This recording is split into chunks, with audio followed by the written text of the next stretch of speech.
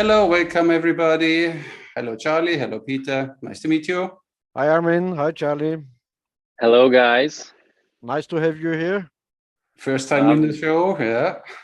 Yeah, definitely. I'm so curious how it will be like, being guest in such a show. It will be big night, big afternoon, whatever it is. It's not such a show, it's the show, It's the show. Absolutely. I know. I just want to set the mood to more like chill out or something. That we can like progress yeah, let it escalate. Let it escalate. Oh yeah, I understand. Yeah, be crescendo at the end. He's filmmaker, he knows how to build up a little tension towards the end. Of course.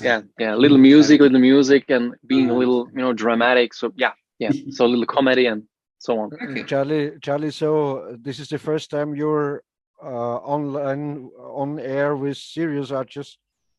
Yes, absolutely. Yeah. I don't even know archers personally. I really? know I don't really honestly I don't know single archer personally. Mm-hmm. No one, nobody, nowhere. I just don't. Because they can't get you. Because you're running. He's always running too fast. I'm too fast. I just heard about them. I never saw them. They are somewhere around. Mm-hmm. Yes, so I know that they stand on a point, but I don't. So that's probably that's the thing. So let's dive directly in it. So Charlie is the running archer, and many of the viewers most probably don't know you yet. So this is your chance. Tell us a little about you, where you are, what you do, where you come from, where you want to go.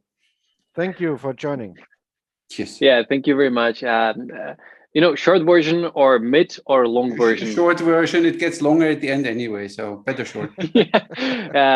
I love archery through all my life. It's something that always been something like, I want to know this. I want to be able to take the bow, arrow, and shoot right in the middle of a target. Mm-hmm. It was like my child dream. So I got my first bow when I was like 12, 13, and it was nice. It was some, I can't remember what bow was it, something normal with normal arrows, and I was practicing without absolutely knowing how I should do it. I would just saw maybe Lord of the Rings and I wanted to be like Legolas, so I was like trying to be like him, but never succeeded. And bow was long forgotten, and I was like, maybe once. Mm-hmm. And then sorry, that's what I wanted to ask. So you got influenced by what? By Lord of the Rings? Yeah, definitely. I would say that Legolas was it was like the thing that I want to be like him. It's so amazing how fast and how accurate and how great hair he has when he's doing it. When I was like 17, 18, I really had hair like this, black hair, because I was metal guitarist. So like, and dreaming about fantasy world with archers and something. Mm-hmm. Then I turned 17, 18, and I wrote my first book. I wrote 25 books until now. Okay. And this first book is fantasy book, and it's about, let's say, young man who wants to become a knight and be protective and saving princesses and something like this. Mm-hmm. And of course, his master teaches him how to use bow. So it was something like, my dreams were a little bit sort of reflected in this book. So he uses bow all the time, and he's getting better and better. And he's famous for jumping on a tree branches and shooting. Mm-hmm. It's fantasy, so it's possible. So he's jumping on the trees and shooting, and it's great. He's unstoppable and a great hero and whatever. Like Tarzan. And like what? Like Tarzan. Tarzan. Tarzan with bow and arrow. Yeah. Tarzan has bow and arrow. I don't know. Yeah. Okay. At least leg spark ahead. Okay, but he shot longbow most probably, right? Of course. Yeah, of course. He's a real man. Yeah, the real man shoot longbows. Yes, that's why we are not real men. We are simply we are toy archers. You get used to it, Charlie. You get used to it. Being toy archers, it's okay. Sissy archers. Yeah.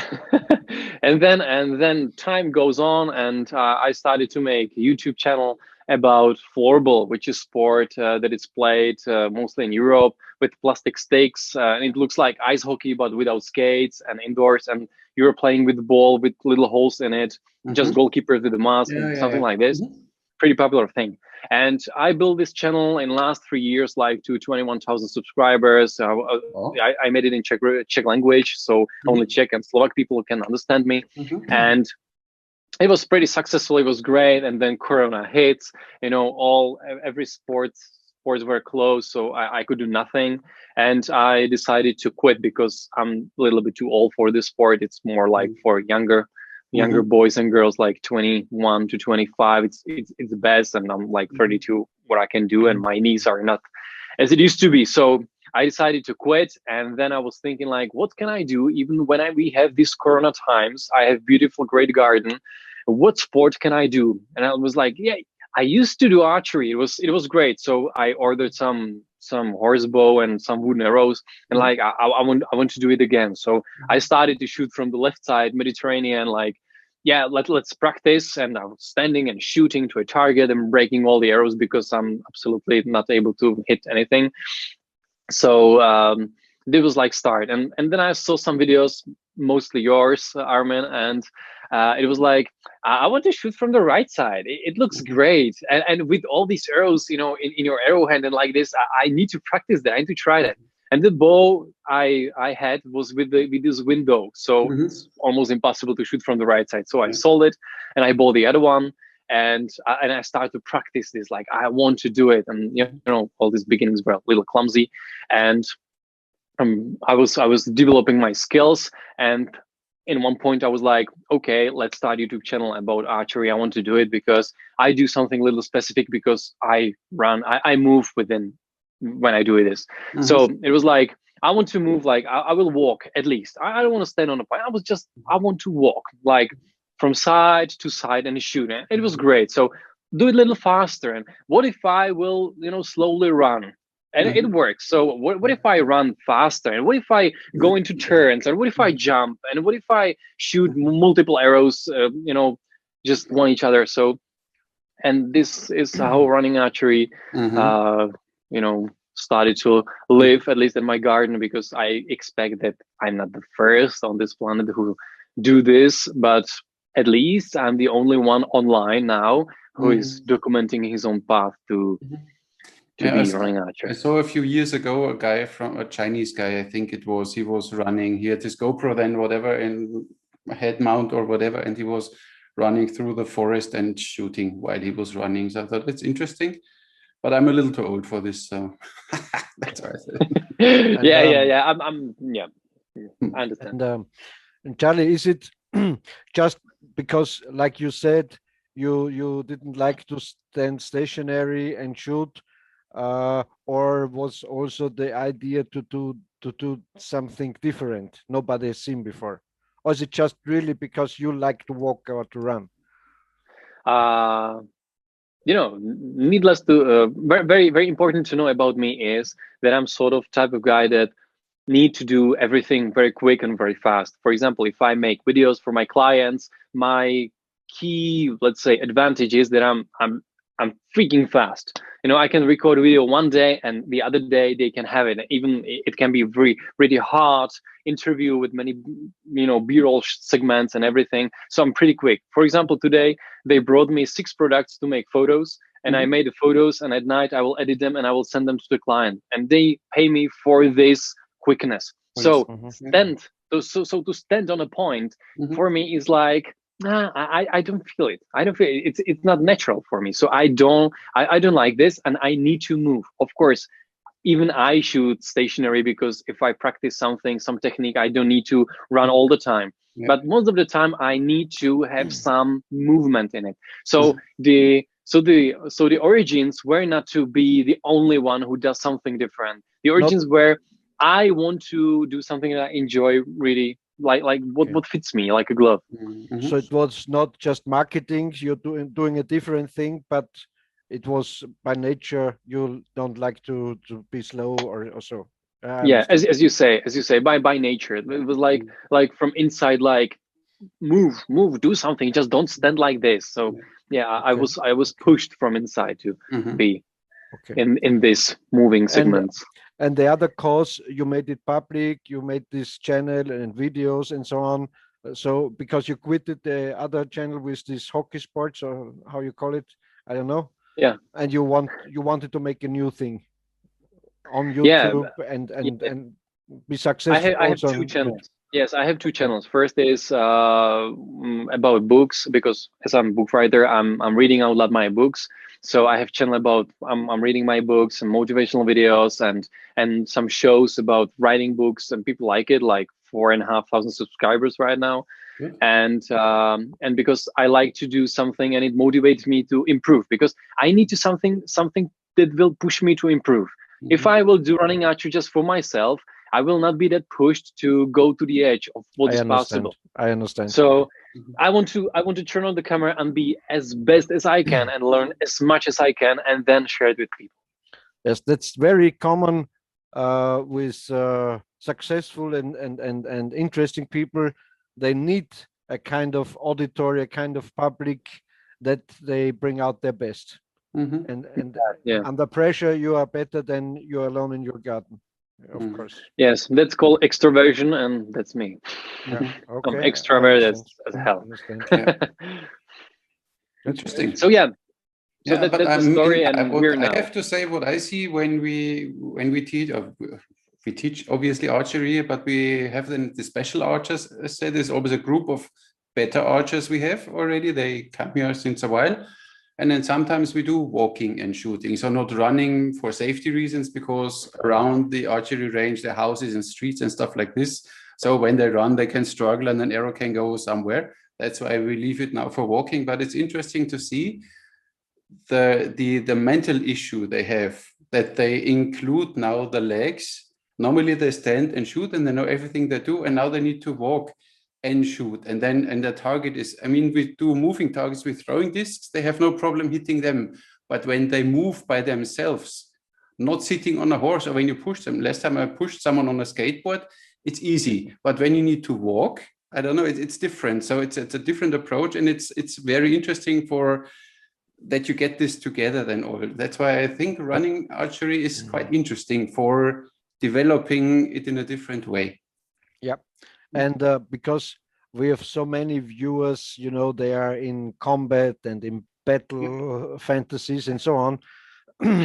At least what you are doing is nobody would expect. So if you're imagine in a book, in a fantasy book, or in reality, but it isn't in reality, everyone would wait for you to stand still and shoot. Yeah. So if you're able to shoot while moving, you have the surprise advantage, you know, because nobody I can imagine that. Yes, I can imagine. What I mean? Yeah, absolutely. I'm not dreaming, but I imagining it like I'm thinking about the things I want to do. Like if I'm in a battle, or if there's somebody behind me. For example, tomorrow I will release a video that is about shooting backwards while I run, and it's like, if I'm being persuaded and I only have bow and arrow, can I survive this if somebody's behind me? And of course I can, because I learned how to shoot behind myself, and even behind myself, like, you know, to the other side while I'm running. So it's possible. And like this, You know, maybe, you know, I also writing books with a main character who is an archer and a kind of superhero, but not like Hawkeye or so, but he uses the bow and arrow. And so I spent a lot of time thinking about what are the advantages of the bow and arrow, even against firearms or so. So one thing is this. The other thing I came to is you can make a bouncing a ricochet shot. You can't do it very easily with a firearm to shot at the concrete wall and the arrow will go around the corner, but you could do it with a bow.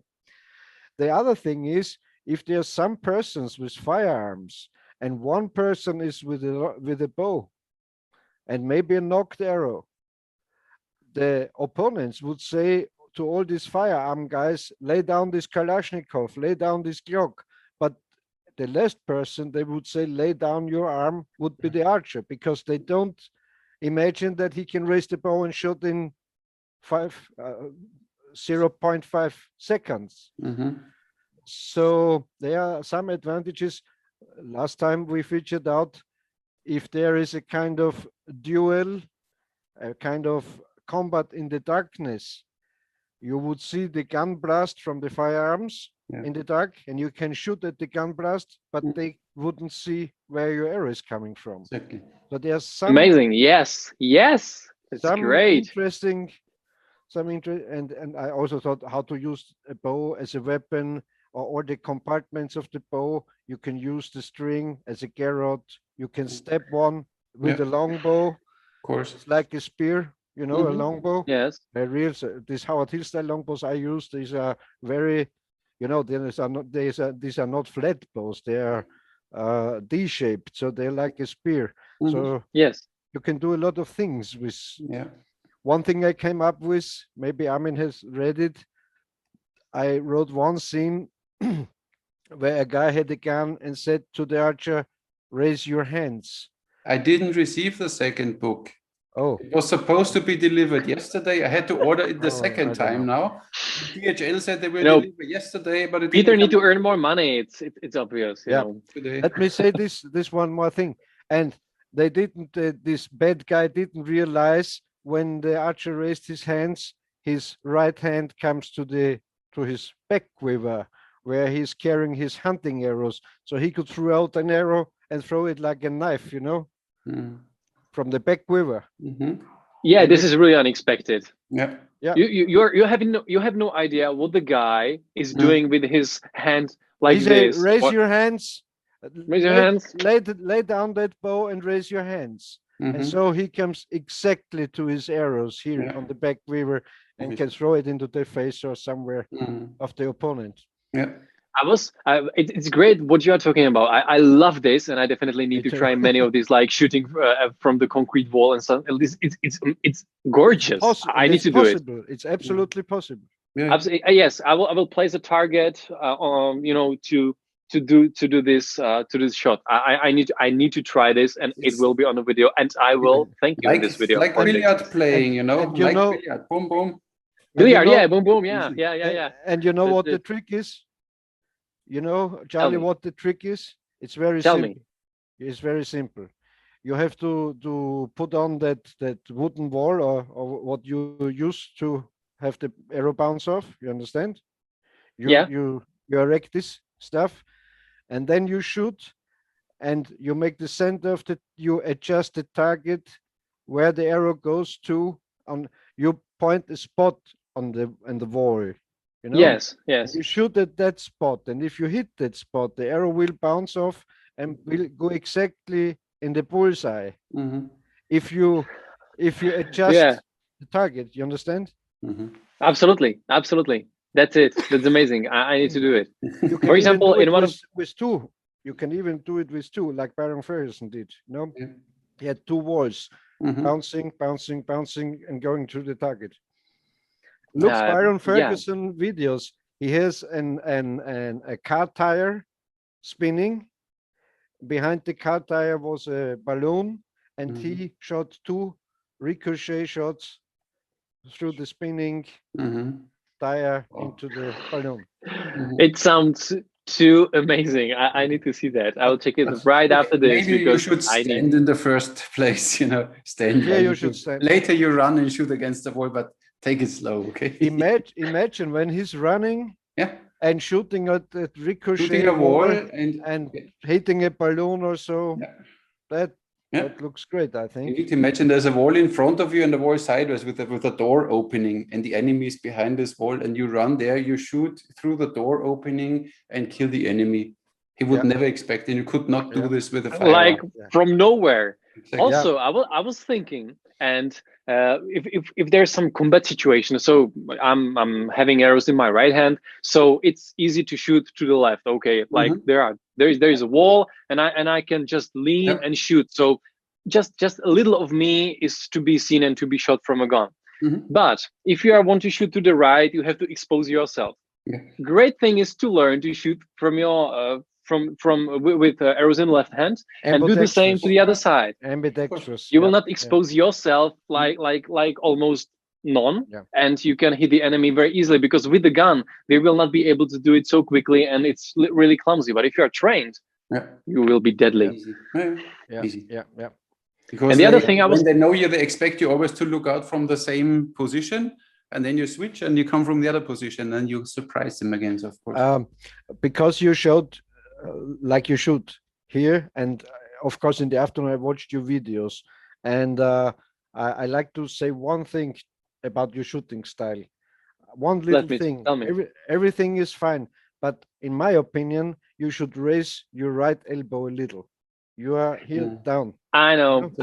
This That's should my be weakness. straight in line with the arrow. If you pull down, and you only can do it with a weak bow. If you have a strong bow, you wouldn't do it. Yes, that's true. Yes. I But know you that's have my to weakness. I need to work on this. Okay, I'm practicing sorry. I it all days. don't want to criticize you, but It's that's what okay. what I saw. You're most welcome. Thank you very much for this. It's okay. This elbow And if is we so talk about crucial. The position of this elbow is so crucial where the arrow goes. People simply don't realize and that. If you don't do it well, you tend to pluck the string, if you go down here and not back in a straight line. Yeah. And thank you. It's very important for me. I do archery like for 1 year, so yeah, I'm learning everything. And one more thing, if we are at criticism, yes, please give me more. Always turn your left shoulder to the target. Try to turn your S to the target when you're shooting. Never shoot like that. You always have to shoot like that. You understand? Yes. I understand it's difficult when running, because sometimes you shoot like that. But yes, there are positions which is very hard to be like this. Yes. To adjust your running so you always have the left shoulder at the bullseye. Yeah. Never shoot in another. Makes your life a little easier when the shoulder points towards the target. Yes. And easier life is fine. And you will have the full power of your bow. Because if you do this, you draw the bow, and if you do this, you can't draw the bow. So yes. Don't have power. It's short. Yeah, of course, it's short. Yes. Yeah. On the other side, even in horse archery, I wrote that they never full draw the bow. They draw 80-90% of the bow. So because sometimes when you shoot over the horse's mane, you have no other chance. When you sit on a horse, you can't turn your body.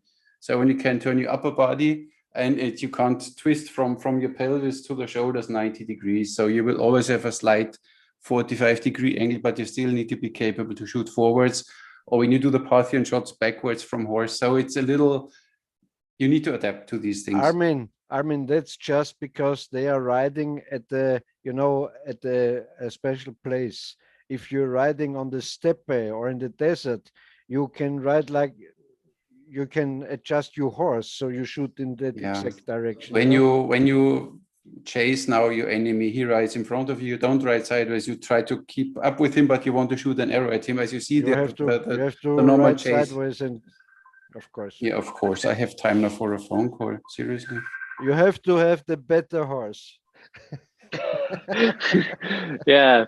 You have to have a crossbow then. That's nice. That's nice, Charlie. That you're reading. That you're writing books.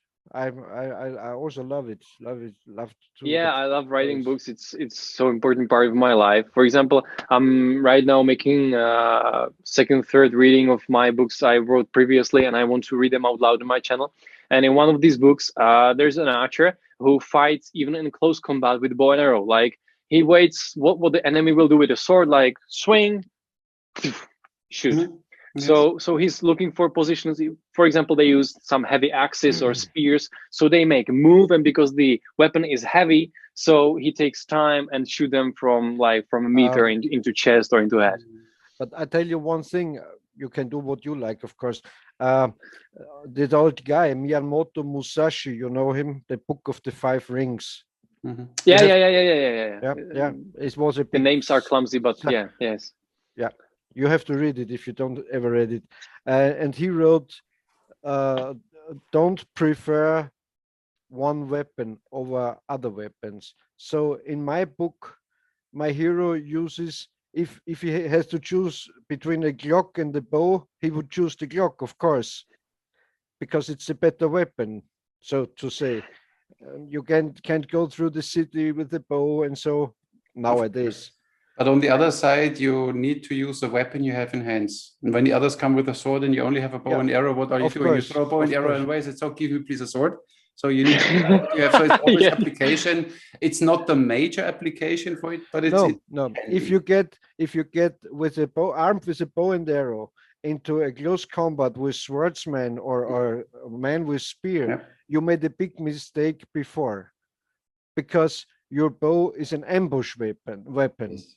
So you have to choose the right location so the swordsman can walk by and you shoot them. Of course. So you Peter, there was a problem because my hero traveled in time into past, and he had no idea where he will end up, and he ended up in the middle of a battle which is going to an end, and he has to defend himself. So he's shooting bow and using arrows with cloak and fine shoes in middle of somewhere like Middle Ages and in the middle of a battle. So yeah, he really came unprepared, very much unprepared. So it was not his mistake.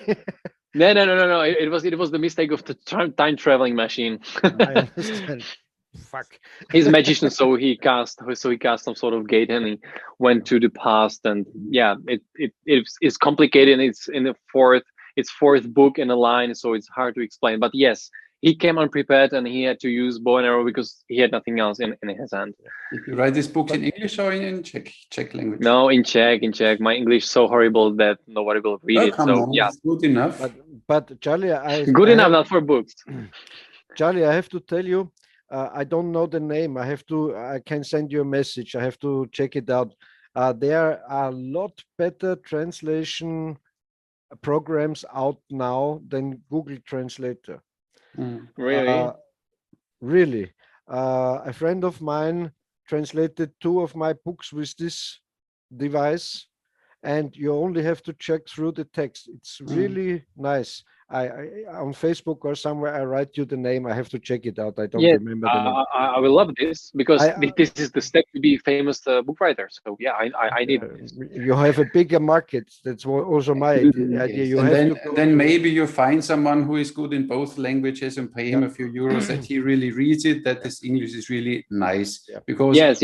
all these translation programs, the punctuation and the flow of the words, and that the flow keeps going. You're right, Armin, you're right. You need a good native speaker after it to read it through, because some phrases and some stuff is not so good.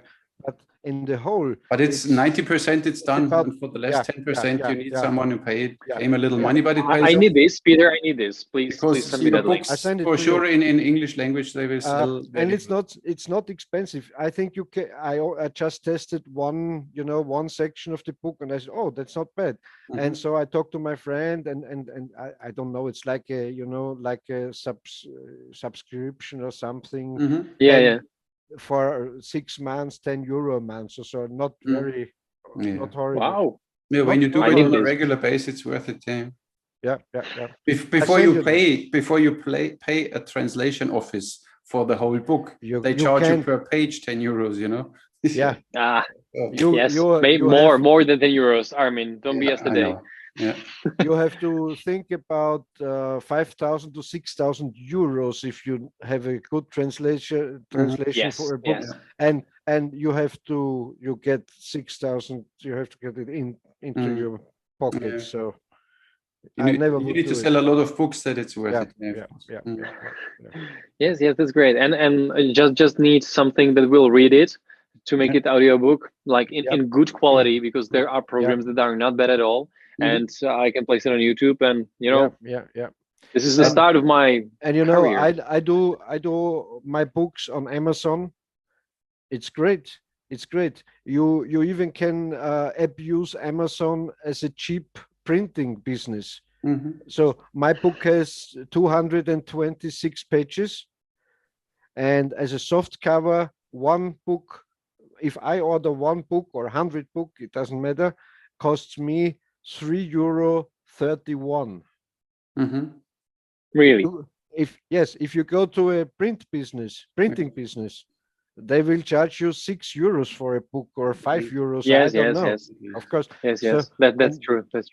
So if you like to sell them with your own hands, it's okay. And they can order it at Amazon. You can, with the same file, you can make an ebook and the little modifications, the soft cover, and you also can publish audiobooks there. So it's a great thing. Great. Makes Great. sense. Yeah. Yeah. We'll give it a try. We'll give it a try. Yeah, So yeah, people, you can looking forward to hearing my books about archery, and I have plenty of them. Sounds great. Very good. Nice. Yes. Good. Armin has to write the book too, so we can criticize. You know, I'm lazy. I have people, they write a book about me, so it's fine. Oh yeah, Or they wrote a book about me 10 years ago. That's true. That's true. Yeah, absolutely. No, but That's many fine. people tell me I should, but once I retire and have time, I will write a book about something, but not archery. There are so many good books, and you know, and I would not even know where to start and where to end and what to pack in this book. That's why I have no idea. You know, Charlie, what the most difficult part of, to me, it was clear, if you like to get money from writing a book, you have to write a serial. You have to write more books, one after the other. You will know it. And the most difficult part was to get an archer into a crime or thriller serial, because it can happen one time. There's a murder with an arrow or a bow, and the commissioner, you know, asks the archer, oh, what was going on there? But you can't have it in every book. So you have to find another environment where this archer is believable to be in. Never crossed my mind. I never had a problem to put archer into any type of story. It was so easy and so natural for me. So I've never struggled with that. In fantasy, it was okay. In fantasy, but if it's in a real life, yeah, it's okay. It's possible. Of course, we have like the Hawkeye and the Arrow, the series in TV. So we're a little like, what else you want to show than this? Like you know, explosive broadheads and you know, combat with a bow and arrow, like you know, making some smash someone in a face with it. And yes, but what more? But I believe that it's more about the archer as a character, and the action scenes are like just the sparkle, just fun. So maybe my imagination is more like to think about archer as let's say a character, as some ability, as a person who is just different in something. And it was then easy to put archer in every single story I wanted. My goal was to create a kind of James Bond with bow and arrow character. Great. Yes. Traveling around. Yes. As a trick archer, this is his disguise. You know, he travels a lot because he's a showman, and in the background he is doing secret operations and missions. And that's not so easy to have the archer in these situations, you know. Of course, but on the other side, I was thinking about writing a book, which I will not write ever because it's too dark and just I don't want to write it. So, but the ending scene was that the archer, our main character, needs to kill some politician, like you know, really bad guy. Yeah, just do it, and he wants to do it. Joe Biden. And he wanted to do it. and he wanted to do it. It doesn't matter. You can put all the politicians there. Shoot blind. Everyone. It doesn't matter. You know, I think you don't have that bad politicians, and we have. So yeah, we right now we will have like 7th or 8th Minister of Health in last year. So I think we're the kings of absurd. But it was done before, you know, Hunger Games, when Katniss Everdeen was supposed to shoot this guy and then she shot her. Yes, and that shot was meant to be like that. He will shoot an arrow. I know it's impossible, but it will be amazing. Like he will shoot the arrow from one position, and the arrow, because some hot air or something, will just, you know, turn and hit the politicians somewhere in public. Like, so everyone will look like where the arrow is coming from, but our hero is absolutely in a different place because hot air or something just changed the direction. Charlie, we don't need hot air. There are returning arrows. You know how you build them. You put a few fletchings in front and you can shoot around the curve. Really? Of course. But I like to tell you, an anecdote. I don't know where I got it, but you know, in the 50s, in the 1950s. No, we don't. Yeah, I don't know these times. Not even me. There were a lot of efforts in the United States to kill Fidel Castro, you know, in Cuba. Yes. Yeah. And there's one story out that they made a plan that Howard Hill should go hunt in Cuba with Fidel Castro and should shoot him with the bow and arrow. So, but it has to look like an accident. Yes, accident. Yeah. They never did it. Great. But they didn't offer him enough money, I guess. Huh? Unfortunately, they didn't do it. Always throws a bad light on archery. Then we don't want this publicity. We're not assassins, guys. No. Let's be a little bit. Who we saved with bow and arrow? Like saved? Yeah, saved. Yeah, not the human race. Unfortunately, you can't save it anymore. It's already this topic is done already. So, we don't stop talking about all this stuff again. I could expect this reaction. I absolutely could expect it. It was so obvious. Yeah. It is obvious, but people are like, no, give me more. Yeah, I don't know, but it's fine. No. Yeah, guys, and I have a question. Yeah. What was the most curious archery thing you have ever done in your life? The most curious, most funny, most, absurd thing you have ever done with bow and arrow? Just give me stories. I don't like to tell it. No. Just do it. Just do it. Let's give it a little bit of fun. It's not okay.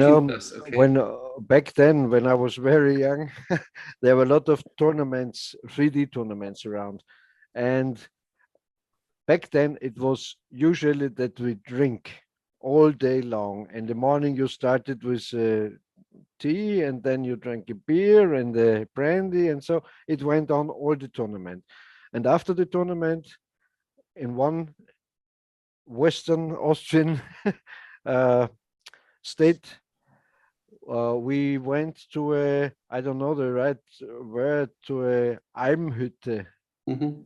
It is on the mountain. A small wood log on the mountains. Yeah. A log cabin on the mountain. Yeah. Okay. You know where they had cows and so on back then. But it was a kind of a bar, and it was from the 1600 somewhat, and they had a beautiful carved carpet and door and so on. And we got very drunk, and there was a very beautiful waitress. And she had this classical Austrian dirndl outfit, this traditional cloth dress. Yes. And she was funny, and then we asked her to stand on the table and pull down her slippers. So it was a triangle like that. There were the slippers, there were her legs, and we trot between her legs at the door. The door was from the 1600s and was destroyed. It was horrible. That's really horrible. He's laughing. Peter, that's really horrible. In another incident, a same Western area, it was a tournament with snowshoeing. So you had to go all day in 2000 meters in February, very cold, very foggy, very shitty, with snowshoes. And if you missed the target, the arrow was gone because there were 3 meters of snow and so on. You had to go up with a cable car, and it was in a big, I don't even know the name now. It's a Schutzhaus, a bigger stone house, a protection house on the mountains. And and there were about 60 to 80 archers in the evening, eating and drinking, and we drank again, of course. And over my friend's head, Theo Shed, famous archer and bow hunter, was a cage with two canary birds. You know, this No, yellow please birds. don't continue. Please don't. and then the manager of this tournament went into the room and said, so in the other room there's now a speech about snowshoeing, a movie and a speech about snowshoeing. And we all the day long we went snowshoeing. I don't need to hear a speech about snowshoeing or a movie about I had it today. So we stayed there. We will drink another beer, and we were 3 guys, all bow hunters. And one guy went out to the toilet, to the bathroom, and when he walked back, there was a table. There was a bow and an arrow, or some arrows in the bow laying, and he grabs the bow and said to Theo, knock on that little. In the cage was a little wooden hut for the birds to sleep inside. And knock on this hut so the birds come out. Let's see if I can hit one. Theo knocked on that wooden thing, and the same moment, Carl released the arrow. Whop! It went straight into that wooden little house. And the same moment, the lady who was running this hotel stepped into the room and saw whop. So to make it short, all 2 birds were dead, but not because he had hit them, because of the shock. You know, it's like if a cannon would shoot through your bathroom like that. So they laughed us there. That was some crazy thing. Yeah. I didn't. Armin, enlighten us with something different than killing birds and shooting through ladies' legs. I was in the beginning, I gave archery courses on this smaller island, Gozo. There is a Hotel Kempinski, and they offered archery because of me. And then sometimes I had a little time between the sessions. And then I was strolling around and I found 3 young, small kittens, and they were almost starving. So I need to do something, I need to save them. So I went to the kitchen of this pavilion, said, listen, I need some food for the kittens. I said, no, we are not allowed to feed them. We are not allowed. Then I said, yeah, okay. We have in Gozo, even here, we have lizards, like thousands of them. But you can't catch them because they're quite fast. So I said, okay, I hunt a lizard now for the kitties. And then I found a fat lizard in the grass, and I was like, you are the one. And I stood there and I was looking at him, and then the lizard turned his head, looked at me, and I was like, oh, no, I can't shoot him. I said, kittens, bad luck for you, or nature will solve your problem or not. I don't care. Yeah, why should I kill one animal to feed another animal? It doesn't make sense anyway. So absolutely, yes. Yeah. I know that you will have a story that is nice. But the rest of the world works like this. You kill one animal to feed the other animal. Yeah, of course. But it's the question if it's okay, you know. Well, because we always do it doesn't mean it's right. Charlie, are you also vegetarian? I used to be like 15 years. Oh, metrosexual. Oh. No, shut up. It's not about metrosexuality. I'm 32, so it means that when I was a vegetarian for 15 years, it means that it has to be in the past. So I had to start it like in my 10. And because my father became vegetarian and he was like, I'm vegetarian, you all will be vegetarian. So we were vegetarians, and I used to do it. But because of my some health problems, I need to go back to a meat. And yeah. So yeah, it was long, 15 years. And also I was trying like be vegan, and also I tried to eat only raw. You know, don't do it. Just don't. It's a great experience, and I can tell you, just don't do it. I think it's interesting for a certain amount of time, but not forever. I think you will start lacking things because our bodies are simply not made for it anymore. I think maybe whatever 100,000 years ago, or before we invented the fire or found the fire, they ate everything raw. They were used to it, but nowadays it's almost impossible. And these are laxus problems, because I think after the Great War there were no vegetarians. All around the world there were no. If you don't know what you should eat tomorrow, it's easy to say. Of course. If you have to think about, what should I eat tomorrow? I don't have anything. You don't think about vegetarian. Yeah, of course not. You eat what you get, of course, obviously. Yeah. Of course, absolutely, yes. But if you can choose, and I choose to try this, the main problems were two. I was constantly cold. Constantly, I felt cold. It was summer. It was 30 degrees, and I had jacket, and I was like, it's so cold. It's so cold, because none of these supplements, none of this food will make you warm. Are you blood type 0?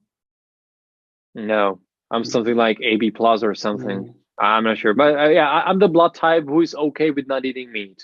I know this. My wife she doesn't. She has to eat. She has to eat meat all the time because she will die without it. And so that was the first problem. The second problem, it has a great impact into your mind, because if you don't eat food that sort of settles you down, like calm you down and slow you down. So with all this food, which is really quick in your head, you become like unstoppable thinking creative machine, but no one will understand you ever. You're absolutely like you fell from a star, and you're like and you're absolutely unpractical, and you still feel cold. So in my example, I'm not saying it's bad, it just didn't fit me. Yes. So very hard thing to do. So I slowly get back into be vegetarian, and then I jump into normal eating everything. And it's pretty fine now. So Charlie, what was your weirdest or most curious archery adventure? Let me think. Something you can tell. Yeah, I can tell. I can tell everything. When I was a kid, when I was 13, we had a beautiful big hut. My parents had a big hut, and we were there like every weekend, because in Czech Republic it's so common to have a hut and be there every weekend. Like I hate it. And I had my bow and few arrows, and the neighbors had hens, and these hens were still running away, like just they were not at their house but on our garden. And once I was like, can I hit a hen? I couldn't. Fortunately, I couldn't. I tried and I missed. And the feeling after releasing the arrow was that bad that I have never, ever shot into something I can kill or can harm. Yeah. So yeah, that was a great experience to try, and fortunately not hit, because I'm not able to hit anything. I'm still bad in this. But yeah, it was nice. And I only dream about the most curious things to do. So you can see them on my channel in the future. It's in the plans, like rollerblades or bike or canoe or something like this, or shooting from riding car, or many things are in a plan to try if it's possible, and how hard it is. Maybe you've seen I have a video. Once I was invited by the Mad Dogs, like a rocker motorcycle gang. Yes. And every year they had a big event, and they invited me to do archery with them. And then I had the idea they should drive with their Harley Davidsons, and I was on the back seat, on the social seat, and I shoot from the motorcycle. It was great fun. Did that too? I'm sure it has to be amazing. And I want to do like the Indians. They drove around the target on a meadow, on a lawn. So like in the old Indian movies, they ride in a circle and they shoot into the middle of the circle. At the center of the circle. It was very funny. Wow! And you were the only archer? No, everyone had to. One was the driver, and so the guy, I had some bows, this snake bows with me, and I had this inflatable shooting stand. Armin has seen it, I think, with the foam tipped arrows, so nothing could go wrong, and yes. and everyone can shoot and try it. Yeah, It was of fun. course. Mhm. Is there any drone footage? I need to see that. On my channel, if you type in my name, Peter O. Stecher, you will find my channel, or I can send you the link. Yeah, I know your channel. I just haven't, I think find this video. I don't know the name I gave it. I don't know. Motor. I don't know. Yeah. I'll check it out. Mounted archery, I think I called it. Mounted archery, Iron yeah. horse mounted archery. Yeah. Mhm. I want to replicate like from the Alexander the Great, like they had horses and the small cart behind them, and they use it for throwing spears and shooting bows. Yeah. And I want to do this with car, and I don't know the name in English, but the small cart behind it. Yeah. Like if you want to take away some brakes or wood. Yeah, yes. You just have to adapt a small trailer. Yes. Absolutely. So I want to use this, like drive forwards, and I will shoot to targets and do it like this. Yes. And from the drone take it will be amazing. Yeah, absolutely. I never did it, but here in my home village, we have a very famous European or world champion horse sled, man with the huskies and so like they do. Yeah. And I had that idea also to erect some targets on the side of his track. I will be on the sled, and he's driving the sled, and I'm shooting from the sled at the targets. In winter, funny thing about the sled is that it's pretty slow. It's like 10-12 kilometers per hour, so it's not hard to shoot from it. But I have a neighbor that has the sled too. But he, sold the dogs. Since I have shown this, what's his name? Armin, this John Jean, this guy, this young guy, making the trick shots. Sean, I forgot his name. Sean something. This American guy who does these amazing trick shots. Yeah. John Jean. Since I saw this, I know it isn't about who can do it, but to have a better idea. So the horse sled would be a good idea. It doesn't matter if it's fast or not fast. Yeah, it's fun. Yes, it's about idea. Absolutely, I absolutely agree. Yeah.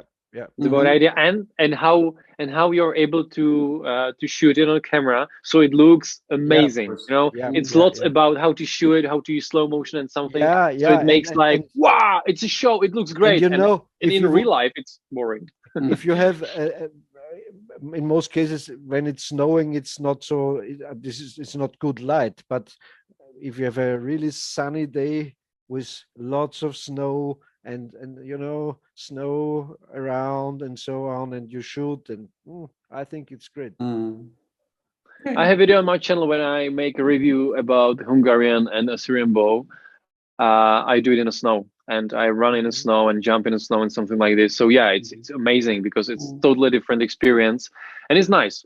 It's great. I like it. In Austria, it's long ago they did like biathlon with bow and arrow, with with how are the skis called?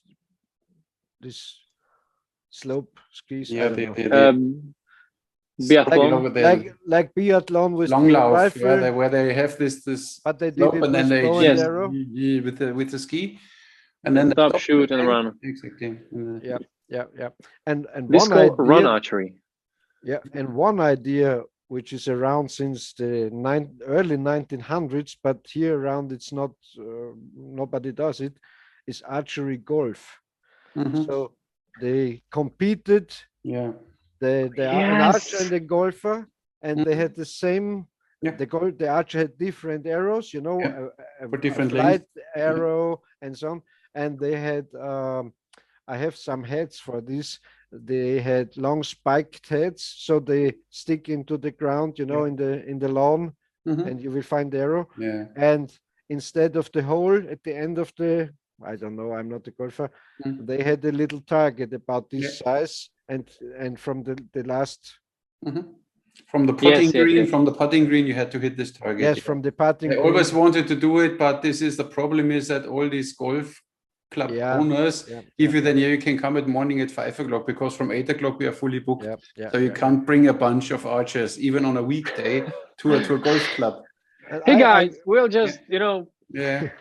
and Then I guess I tried in Spain, because down in Marbella, they have, I don't know, 20 golf courses. I said, listen, one of you, or not all of you, make good business. Not possible.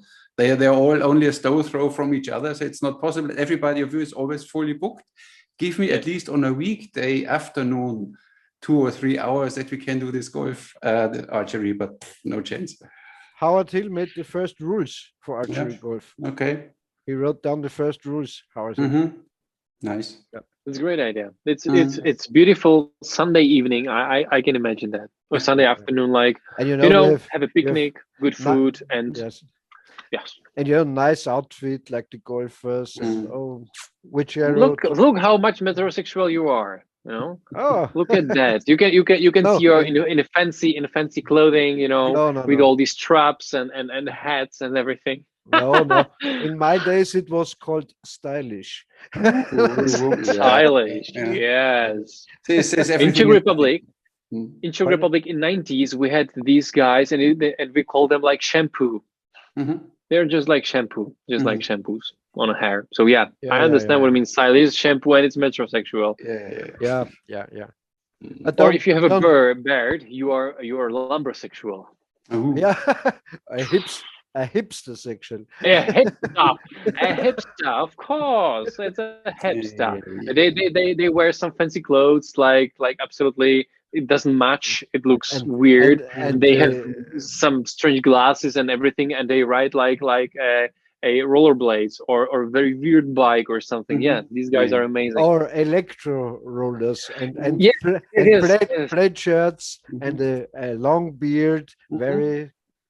Yeah. And they visited the barber before, and they use in the morning wrinkles cream, and you know they That's really what do you know, Peter? Huh? How do you know that? I know.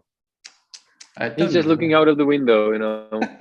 Yeah. The real behind it is so weird. And the most important thing is to tell everyone how what your emotions are in this moment, and to cry. It's very important. If you No, you are combining too many things together. It's emo.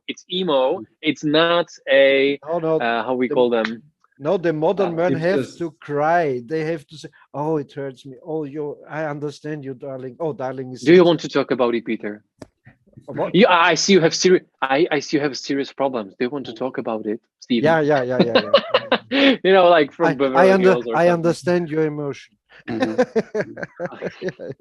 I told you, Charlie, we drift apart. We drift away from archery. We don't talk about archery at all anymore. So talk about archery. We talk about it a lot. I made a video on my channel where I compare airsoft guns with bow and arrow. And bow and arrow wins clearly while I run, because you can't hit anything with a gun while you run. It's so hard. And I was like, why all the policemen don't have the bow and arrow if it's much accurate than handgun? Like, how would it look like? Charlie, you're wrong, because if you would have a real gun, a Glock or something like this, you would hit. Of course. Because these soft guns, you know, the wind is blowing and everything. Yes, absolutely. It was just fun. Just funny imagination. Like you're you know, walking on a city and policemen. You have beautiful Syrian bow. Beautiful longbow. Yes, and what arrows do you have? Nice. Like, it would be funny, at least for us. Yeah, for sure.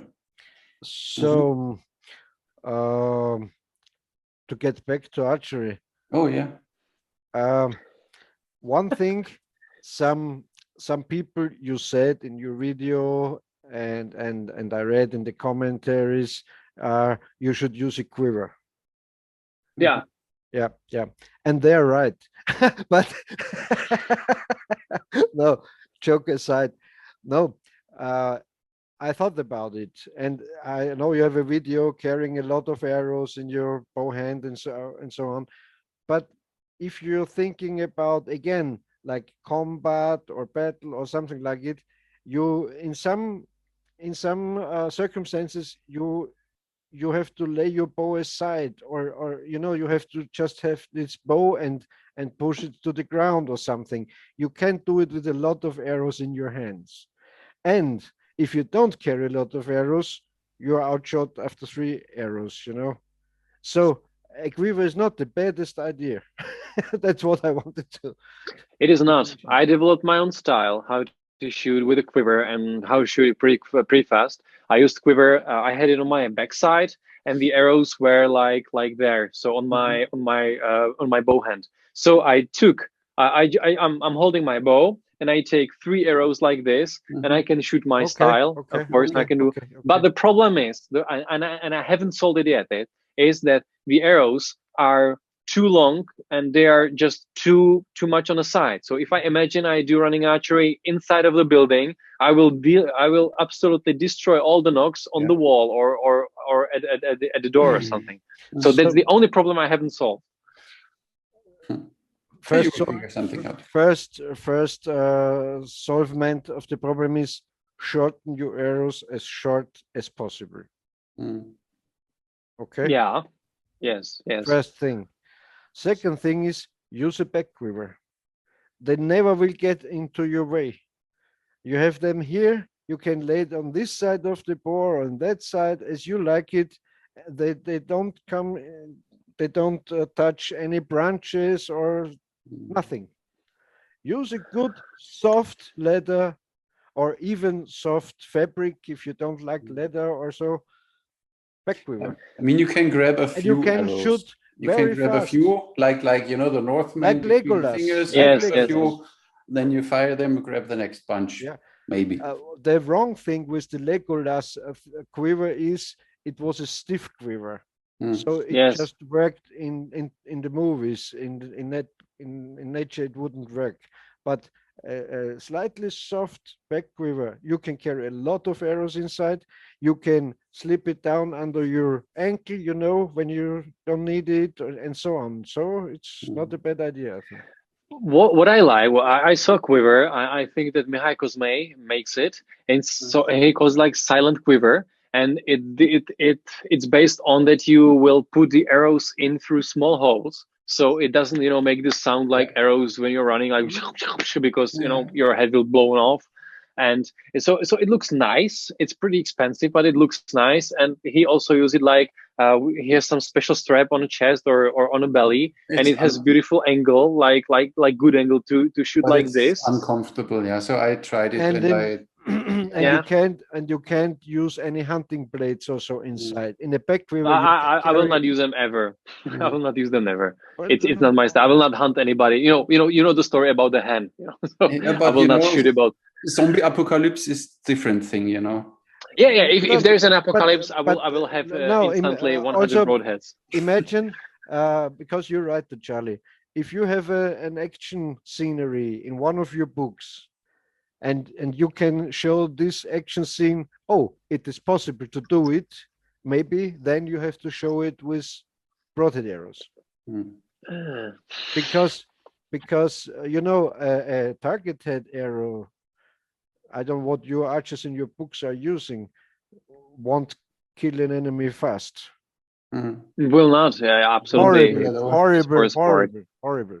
Yes. That's true. I'm not talking about what broadheads they use. They just have an arrows because I'm thinking about like reader has no knowledge about archery probably, so I will not bother them. But it's a good scenery if you can write how the hero is sitting at his, how is it called, at his fireplace and sharpening the broadheads, because tomorrow he knows there will be the big showdown and he will give hell to the bad guys. Yeah, I can imagine that scene.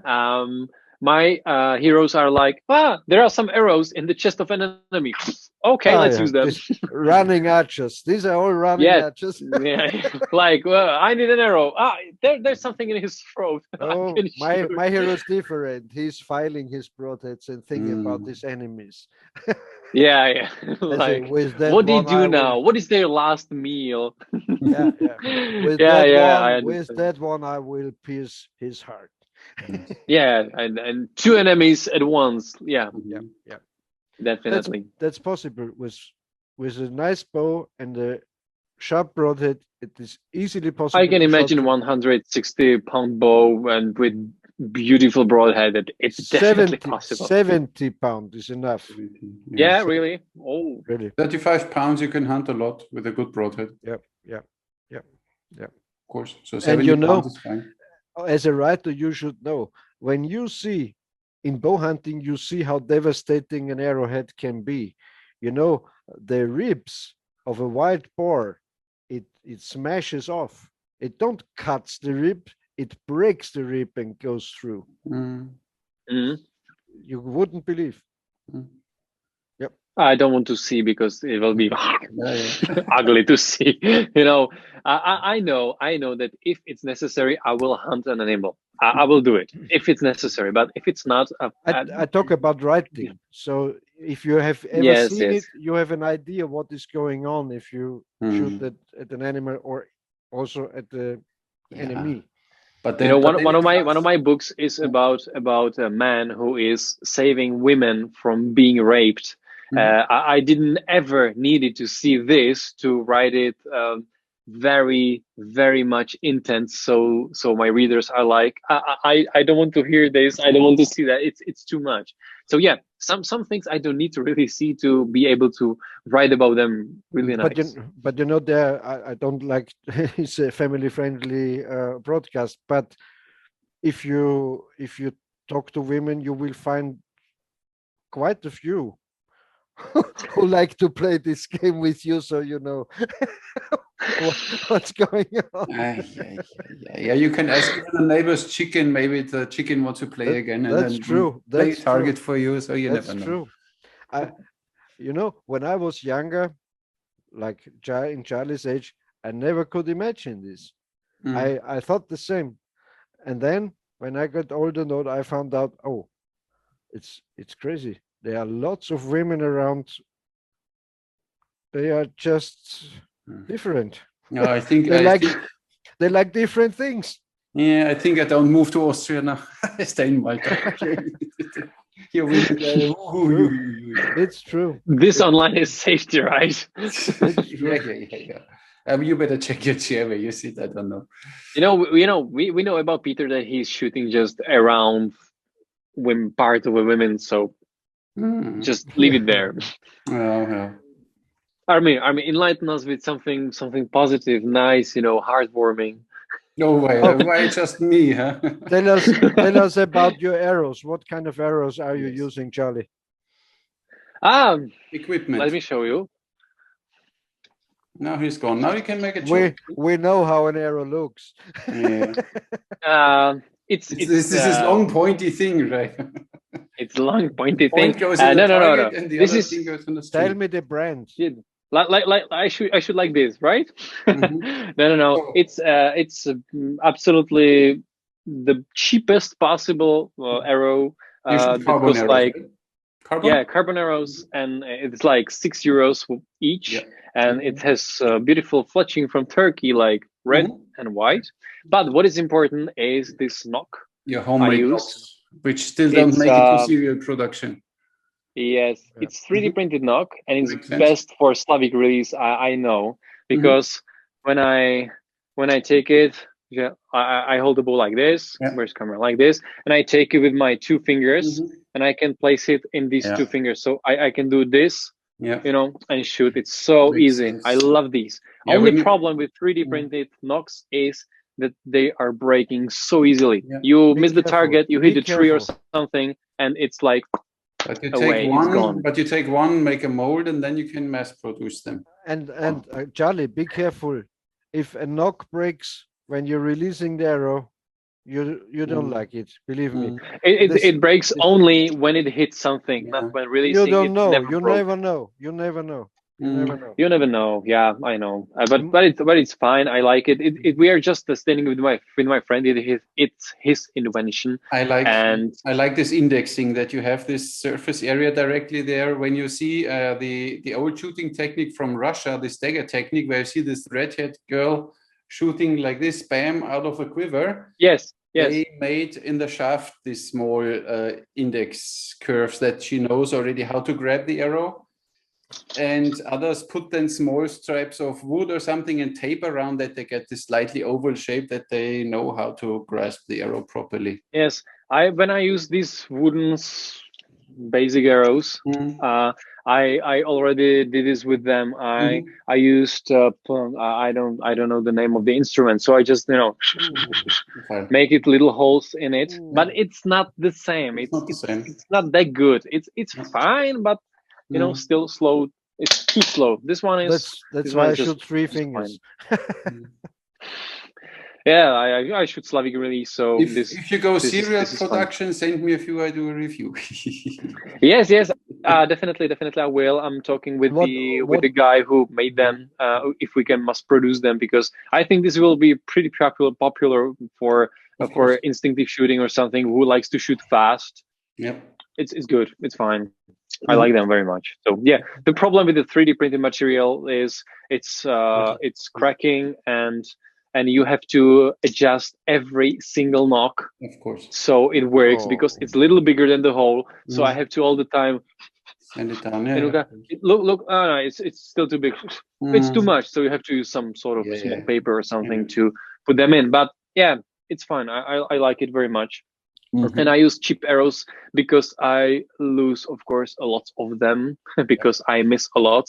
And when I miss and I hit a wall or a tree or something, wooden arrows are broken like nothing. And these carbon arrows are able to survive even direct hit into the wall from 40-pound bows. So I like it because it's fine. The most problematic thing is to losing them in the grass or in the forest. It's like, okay, €6 minus. Let's go on.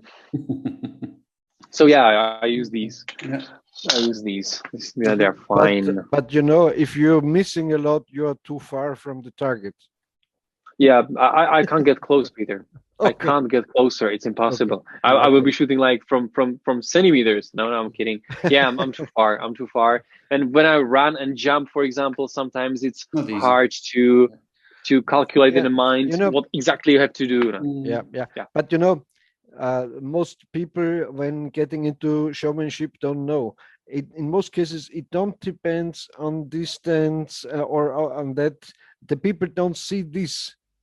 If they say, "Hey, he shoots from 8 meters," okay, they should say it.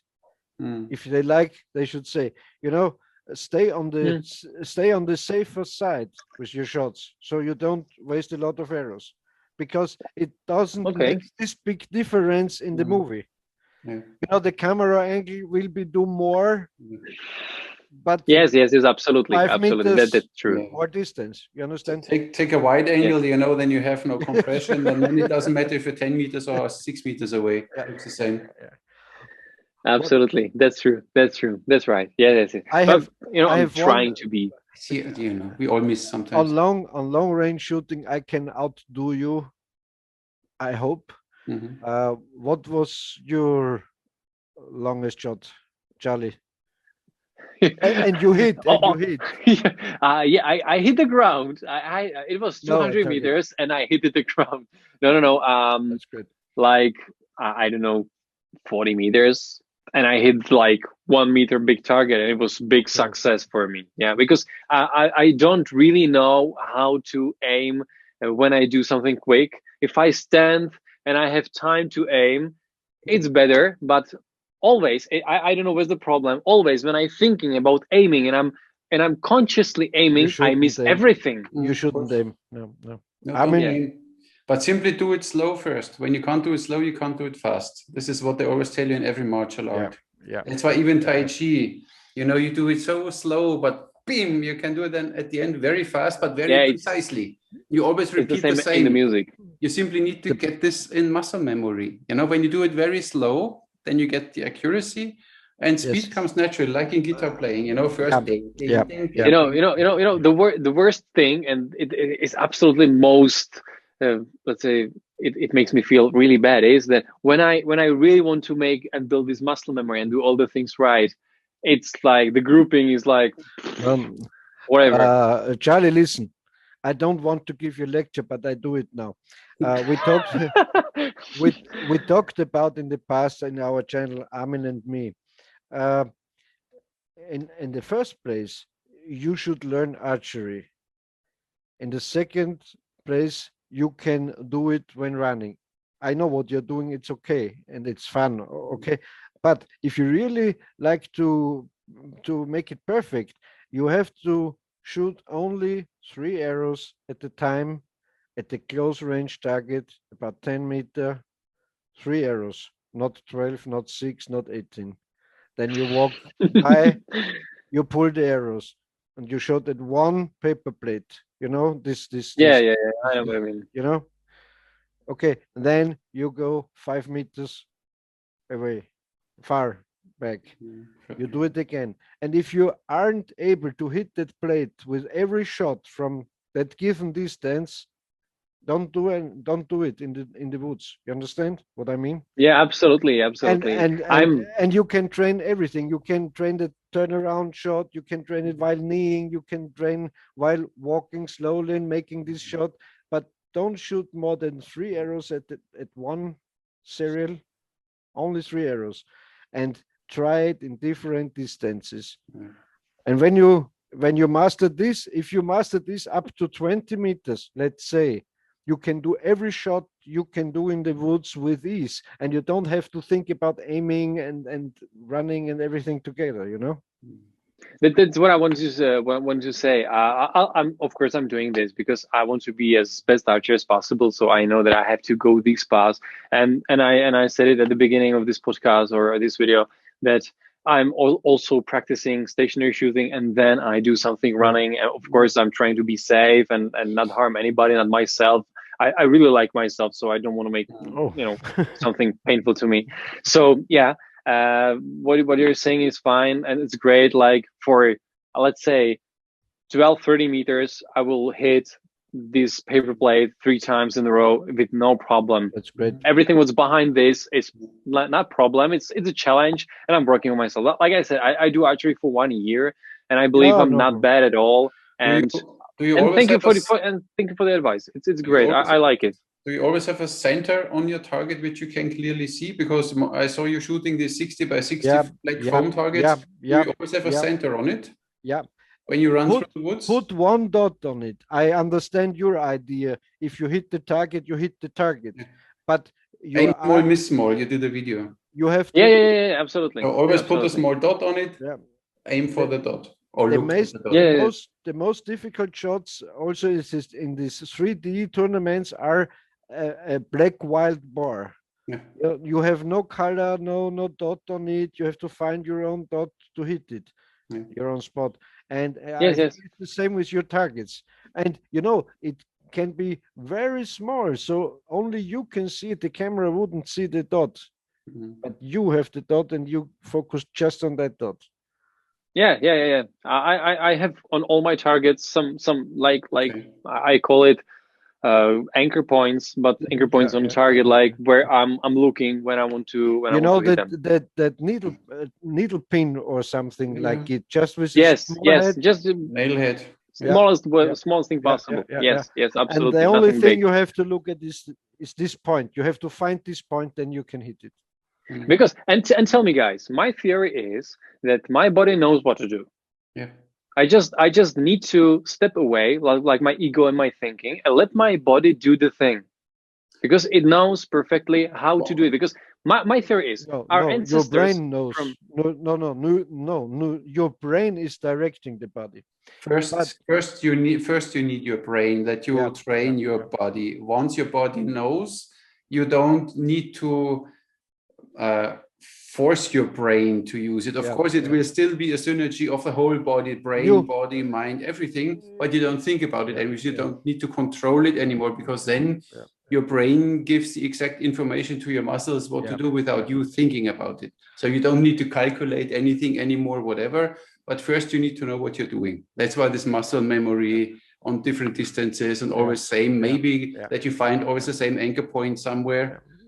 Then you have a few points out of the equation, and then it's easy.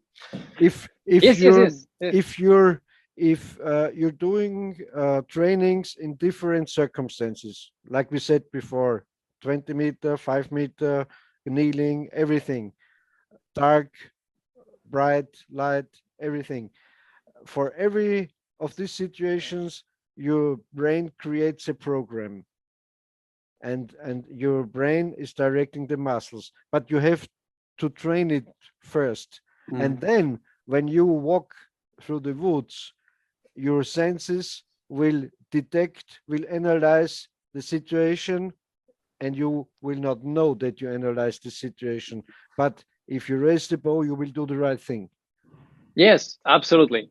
It's Absolutely, like that. absolutely. Yeah. I just explained it badly. I don't mean like Yeah. body knows what to Okay. do. Just Okay. complex. Every Yeah. like what The- you said was the perfect. brain- It was the- amazing. The Amazing. brain, your senses recognizing the situation, the brain gives the right impulse to your body, and you do the right thing. That's true. Yeah. Yes, and my idea behind it is our ancestors, like for thousands and thousands of years, doing archery. They do it.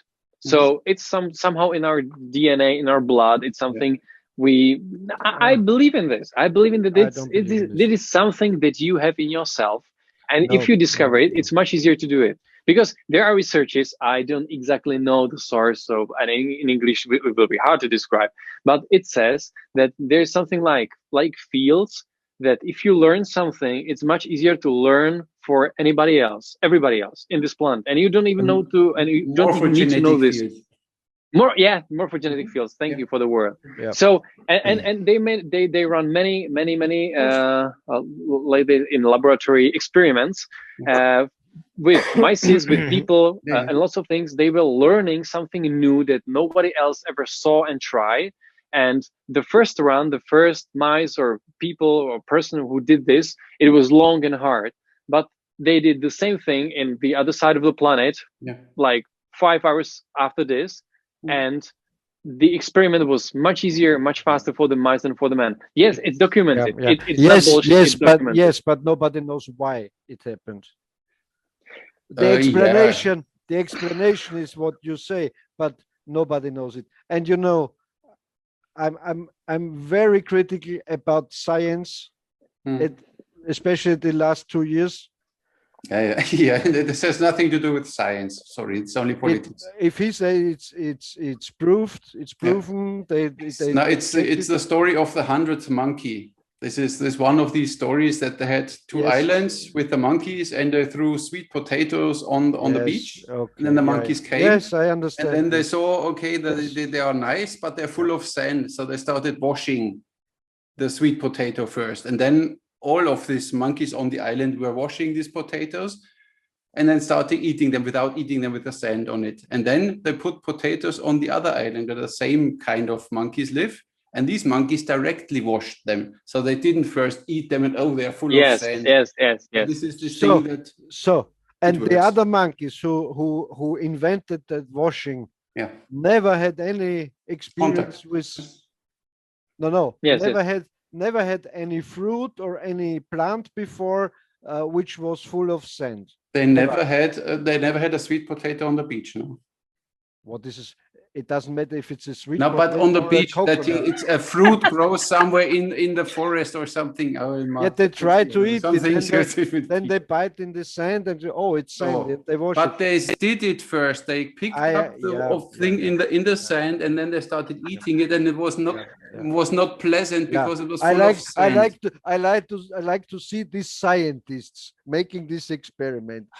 It's they were not stupid, Peter. This they were is not the stupid. Same with the mass awakening. When enough people wake up, then we can change this whole reset to a we. Well, Peter, explain me how is possible that you will learn archery pretty much anybody in an hour. You will learn how to shoot a bow and arrow, and the person will be able to hit the target within an hour into 10 meters in the bullseye. It's easy. And tell me, why is it so hard to learn, to teach people, for example, something like, something modern, being metrosexual, that's not the thing, to cut a video. Learn them how to cut and edit a video. And you will not do it within an hour. It's impossible to learn person I understand to do what this you, within an hour. I understand what you mean. You know, I agree that there are some abilities which is hand-eye coordination, throwing a stone, or fight with a stick maybe, or something like this. You of course have in your bloods or in your ancestry and so on, but to say it's just archery or it's just that, or I don't know. I don't believe in this web and in this monkey story. I like to see it with my own eyes. The scientists have to show me this monkeys and that monkeys, and then I would believe it. And if it's true, it also can be coincidence. Yeah, they run many tests, but yeah, okay. This is science, of course. The opposite is true the same way, obviously. But I like to believe it. That's the difference. Man, you nailed it. Now you nailed it. And when you see that my thoughts create my reality, it is like this. Of course, and I'm because I'm really into that stuff. I really studied stuff like this. I'm very interested in this because I also want to believe. I wanted to believe there are how you call them, unicorns? No. No. Now how is it trans? I don't know. Telekinetic or telepathy and something works. like that. Works. No, it don't works. Of course. Because I wanted to believe it, I really got into it, and I watched every experiments and read books about. I have kind of this kind of book. I am not the big book reader. I'm more the practitioner, and I did it. And not only once, I did it with special persons. They have the same vibe. Yes, but it's wonderful. You know why No, I don't know. It works, but I know why it works. It's not because of telepathy. It's because of mentalism. Like a stage magician or a stage mentalist, he can manipulate you to everything. No, not manipulating, communicating, not manipulating. The manipulating is communicating. Yeah, but in a specific way. No. You're looking at manipulating at a negative thing, and that's wrong. No, it's positive too. You can manipulate. Yes, but it's one gives something to another one, but it's not communication, manipulation. You're not able to not manipulate. It's impossible to not manipulate. Always, everything is a manipulation. I tell you, every information you say. I tell you a simple story. A simple. Are we running out of time, Charlie? Still have time. Look. He needs to edit photos. Be patient. If you're getting in a dark lane, in a city, and a 2-meter guy steps in front of you, you see this is a bad guy. It's horrible. He will beat me up like shit. And only through your body language, how you behave, maybe. Or most possibly, if you do it right, the 2-meter guy will let you go, even if he had bad things in mind. Yes, but that has nothing to do with telepathy. Just a moment. Yes, and you will say after it, I put it in his head with telepathy.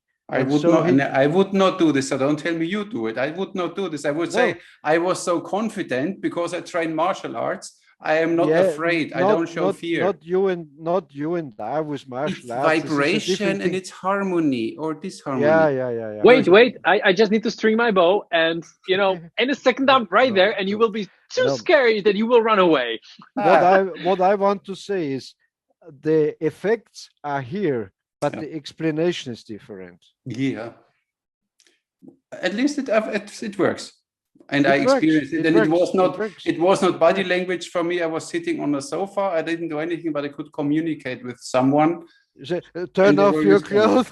You thought she should turn pull out her clothes, and she did. See, this is the problem. It was a kid. I would never do this, but it's fine. Never. So, and you shoot both from Peter, from Weg and Peter Boga both, right? So Yeah. Yes. Very soft, and very very beautifully harmony transition into Of another course, topic. I'm Yes. good. Yeah, I'm very good. Metro boss. He no, look, What Peter, people like Peter told me bows? mentally we should go back to archery. That's why I did Yes. That's a great idea. That's a great idea. Yes, I shoot from Peter Bogar and Mr. Weck both, and it's fine. We have a beautiful cooperation. Yeah. I do photos and videos for them, and then I have these bows to test out, Perfect. and I can decide if I want it or I want it. So yeah, Nice. so yeah, it's nice. Most of them I like the Assyrian because of the D shape. It's perfect for running archery. I also like the short. It's not short turkey, just Turkish Sipahi bow. It's fine, but it's have little larger grip, so I can only hold. I can only hold little, smaller amount of arrows. And I also like their Hungarian from Peter Bogar, but really nice. it's nice. But the Assyrian, even I don't understand that it's the cheapest bow they have and the greatest for me. So I really like it. It's lightweight, The supple. draw experience is nice of this bow, yeah, and it's forgiving, so it's makes your life easier. Yeah. Yes, my Metro Archer life is much easier right now.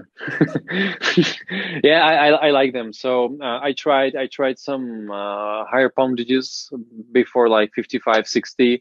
It was too much for running archery. Absolutely,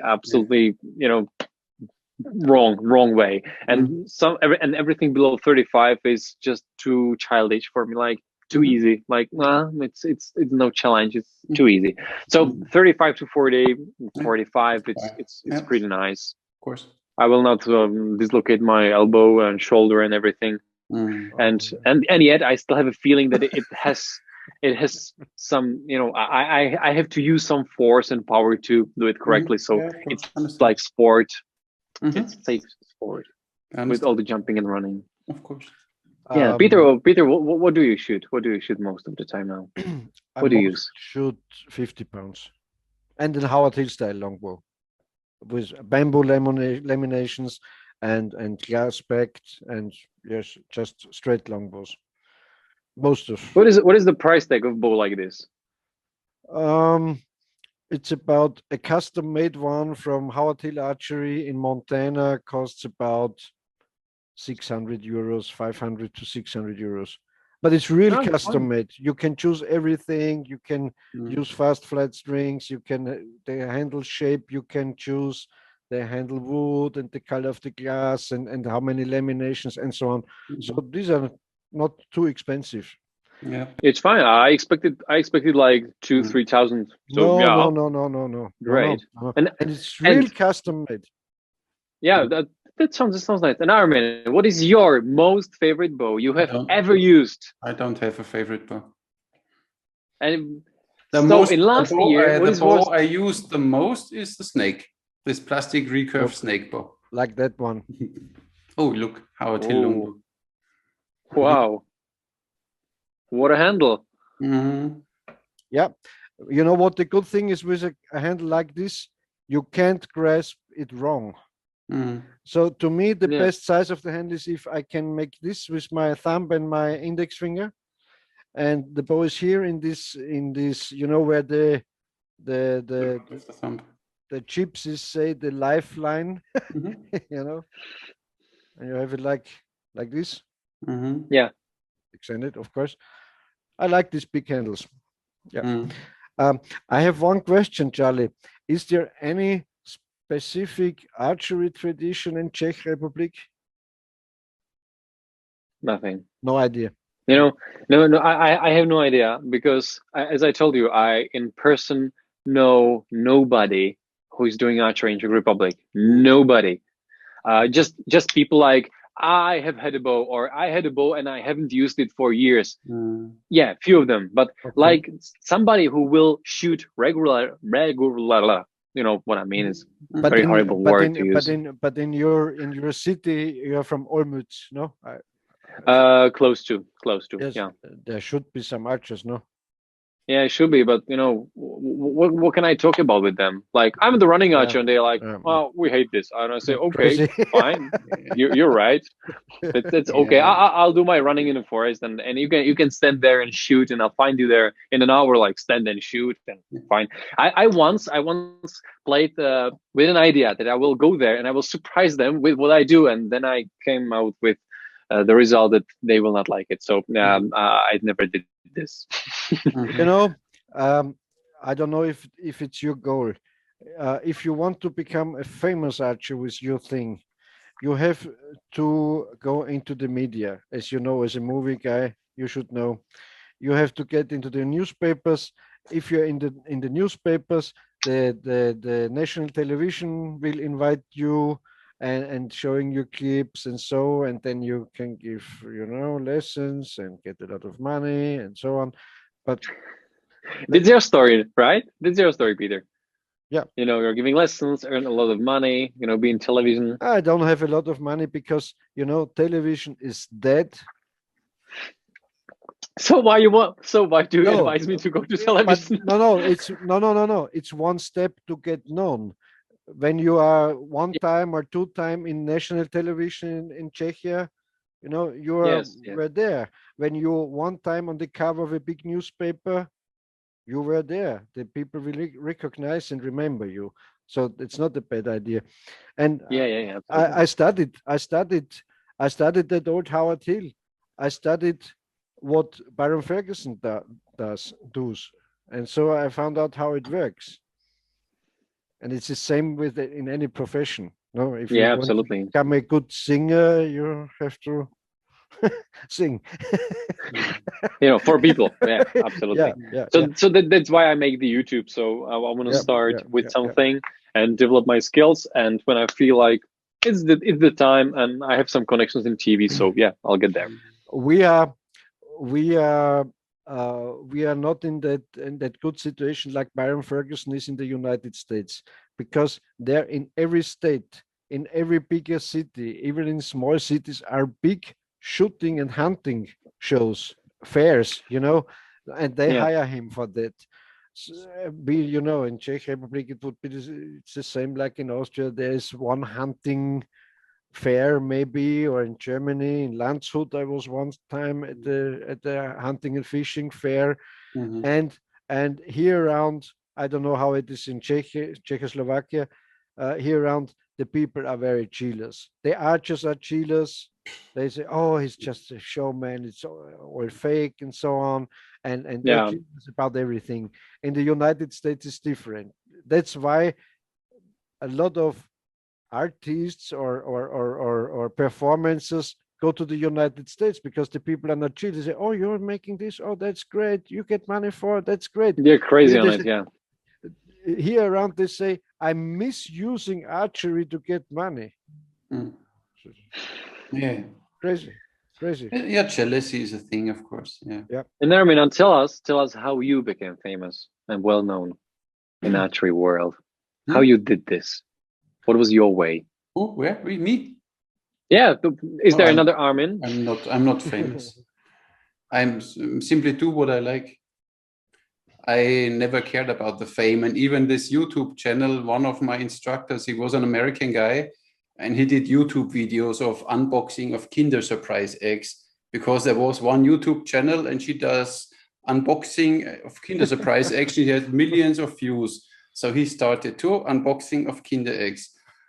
And I sometimes did a video when we had the indoor range, we got a new target. I made a video, posted it on Facebook. And then he said, look, you made now 60,000 views. That would give you on YouTube, whatever, $50 or something. I don't know.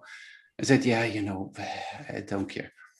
And I said, yeah, you need to. I said, yeah, okay. Then I started some crap videos in the beginning, horrible to watch, horrible quality, horrible audio, but I did something. And this is how it simply grew. I was never, I want to live from what I'm doing here, because I lived from my archery range. So it was simply nice to do, but now it's almost a full-time job. Yeah. I want to break it down to one point. You only can buy what you are seeing. So to get visible Mm. is to go on YouTube. They invited me to China to this television show because they found me on YouTube, because Yeah. I was visible. Mhm. That's Yeah, the yeah. thing. They don't found me because I'm the biggest archer, but they found me because I was very early on active in YouTube. Mhm. And that's why they invited me, and that's why.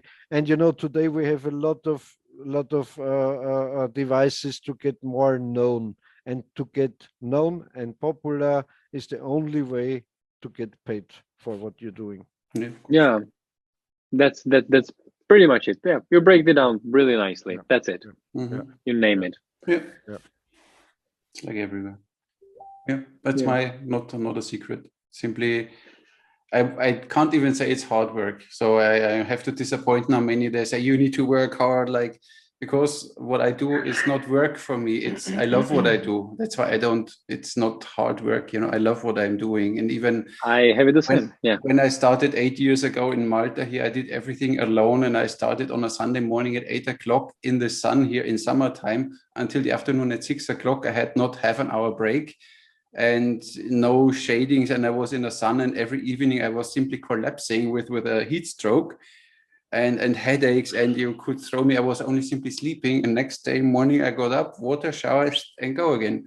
Was of course tough times, but I simply, people wanted to come and shoot, and of course I offered it, so I did it. So yeah, that's why. But it was not so hard work, so it was continuous working on it. And there are I think we should do one feature in the future, how to become a famous archer. Mhm. And Well, then Yeah. I then have to can't look tell for it. anything. I wrote the list about, and at one point I also remembered was always surround with the best. Yeah, of course. Just shoot with I the will best. sign on this. Yeah. Always. Don't get in touch with losers in the public. Yeah, okay then. Sorry, bye guys. I can't talk to you then anymore. Yes, I'm sorry. I'm the loser. I mean, that's right. I'm pretty good. I'm in a pretty good party right now, so I'm okay. No, no, but it's true. Yeah, of Because course. if you're, But when these rules of success apply for almost every whatever of you course, do. of course, of There's course. sort of rule that says that your income is combination of your 5 closest friends' income. Mhm. So I believe it is just not about money. It's about mental health and thinking about. Your 5 closest people are making your surroundings, and that sort of defines you. So if you choose correct environment, you will grow up like beautiful flower or something. And like a movie maker, like never put yourself into bad environment. Never. You choose even the light, and you choose your stage. So make it happen. Absolutely. Easy. Yeah. And never forget, most of the television guys, and they are not your friend. They like to talk you into doing something you're not secure of. And you never should make the mistake. If let's make it 5 more meters. No, I do it this distance. But they try. And why don't you jump twice and do it? And then if you don't hit the target, they say, look, and in the off text they will say, oh, he can do it every time, but he can do it very well. Nice guy. These are all hookers. You don't need to prove nothing to anybody. Yes. You have to be yourself. You have to say, I'm Peter, I'm Charlie, I'm Armin, and I can hit it. Stop. Yep. You don't need to prove anybody anything. There's no reason to do this. But people are like stupid, and they're easily to be dragged into something they don't want to do, and they never practice and tried. Like you said, do 2 jumps or shoot 4 arrows, not 3. I possibly can. You will fail, of course. No, I do this. If you can do it better than I, just And if you it's also a mental thing. If you want to be the world's most famous archer, you have to behave like the world's most famous archer. Yes, That's my credo. That's my credo. If you Very want to good. be the greatest YouTuber, you have to perform like you are Of the course. greatest YouTuber right now. So Yeah. every video has to be Yeah. like for millions. Yes. Not like I have 300 Absolutely. subscribers. It's Absolutely. like Yeah. it's Yeah. like okay, this is good enough. No, it's not.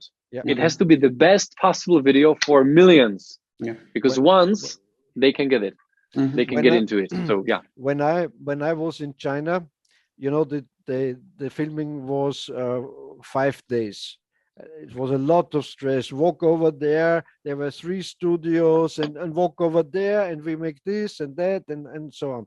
And I always had a very nice young lady with me, the Chinese translator, and she always was on my side. And when we walked to the big studio hall, she always ran in front of me very fast. And then the second day I said, so her name was Sudong. I said, Sudong, stop. You walk 2 steps behind me, and we walk like a princess and a king, Mhm. not like slaves. Yeah. Why? Why? I said, if you're always running like that, your boss always will treat you so you have to run like that. Mhm. You wouldn't be able to do your job without running. But if you're the best translator, the best manager for me, you don't have to run. And she thought of it, oh, that's nice. That's she got it then. Mhm. Then we walked behind. Then we walked behind, you know, a shield, a big, Mhm. you know, a curtain, and I walked fast. I said, why are you running now? She said. I said, because now nobody sees us. yeah. There's the theory behind the Apple computers because the father of Steve Jobs learned him that everything has to be perfect, even from inside, where nobody will ever see it. Mhm. You have to make it beautiful and the greatest possible, even from inside, where nobody will ever see it. And Yeah. that's the thing, you know, do it as great as possible, It's very simple. but do it. You Live have the to best self you can be. you have to cut out every possibilities, because you never know. Some guy screws that thing is open and looks and says, Yeah. oh, look, loud, it's inside. So Yes. you never know. And Yeah. so you have to be perfect. Yeah. Yeah, At great least- from inside out. Of yes, course. at least But still remain a human, you know. And this is really hard. It's really hard to still be human, have feelings, be nice, be fine, and be professional and as best as you can. No, it's Really, not- really thin line to no, balance. no. In a way, you are wrong, Charlie, because you can't behave unlike a human because you are a human. Mm. You understand what I You mean? meet a decent human, you know, stay. Yeah, You- I mean, like You nice, understand? not be rude, like rock Yeah. star, like you know, drug Yeah, yeah. chicks. I mean, No, this no, is you know, alcohol. that's not this true. is That's character. not true. No, And that's not this is- true. These are most of this stuff are stories, Mm. because no rude person ever will get an Elvis Presley or a Michael Jackson. Never, Or never. even when you see Falco, you know Falco, Peter, he's an Austrian musician. Maybe you heard of him too. He died a few years ago. And he was always like a prima donna in front of the camera, always misbehaving Yeah, like crazy. But yeah, when he was sitting there with his friends and had a beer, he was talking completely normal. And then he said, oh, yeah, now the cameras come, yeah. now the camera Switch. guys come, now it's time to act. Yeah, And he was yeah, acting. Yeah. He played a role yeah. to be this kind of asshole. So Yeah, And you know- if it served him, if it you know- it served him. was You good know- for him. This is an interesting thing, because other than the television makers and the serial makers and this all sometimes also YouTube guys think people don't like persons for idols. They are like themselves. Yeah. I don't need an idol or a star who is like me. So in a special way, you have to have an attitude. You have to be special, but not in a rude way. And if you're off stage, you're a different person. Yeah, I always said you have to be 3 persons. One person when you are alone in your bathroom, then you are the real Charlie, the real Armin, the real Peter. On stage, you are the best archer of the world. And backstage, you are also a distant person from this stage archer, and you are, of course, not this person which is in your bathroom at home. You're something in between, and keep distance. All these folks are not your friends. They have to prove that they are your friends and they mean it good. And if you trust them and it's okay, then you can do it, no problem. I'm in a self business so long that I know this, being self-employed. So many people just want to use you for something, and only few of them are really good people and good friends that remain even in bad times. And the biggest lie everywhere around is if they say, oh, he's so authentic, he is like he is. No, we have a nice health minister, in Austria, and he walked to the president with sneakers, without a tie and with sneakers. And they say, yes, because he's like he is. He's so authentic. No, he did it on purpose. He put on these sneakers on purpose, not because he's like he is. And that's but look at Armin. He's himself all the time. He's so fine. This is where I have to disagree, but I'm not a showman. So this is a difference. I'm not like Peter. You're not, absolutely. Of course, I do sometimes, when you have 100 people, a group of 100 people, you are kind of a showman already. You have to. And, when you have an archery range, it's not strictly about learning, it's about entertaining. Because why come people to me and pay whatever 10, 12 euros an hour to shoot on a hay bale? They can do it at home. They can buy a hay bale for 5 euros and get a bow and arrow and shoot at the hay bale. Why do they come to me? Because I entertain them.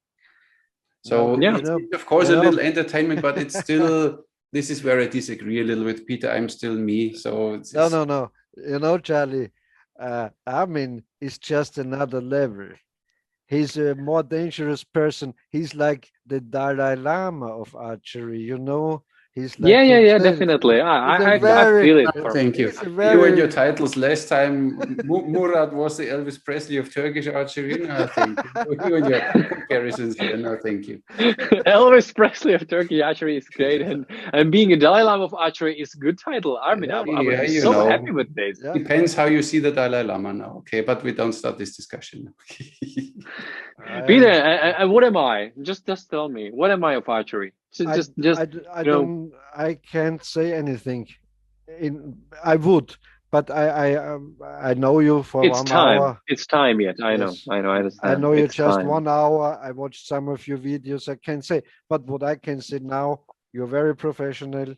When I watched your videos, I saw, like you said, you make it very like you are the greatest YouTuber. And you will become if you stay in this style and of course, because you're making a good job and you had a new idea, because there are a lot of archery clips around, archery movies, and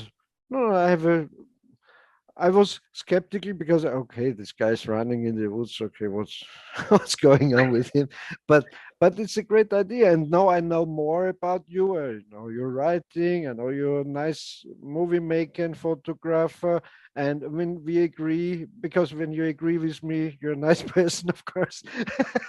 That's psychology. It's called psychology. That's why Peter doesn't like me, because I don't give relatively. I hate it. Whatever.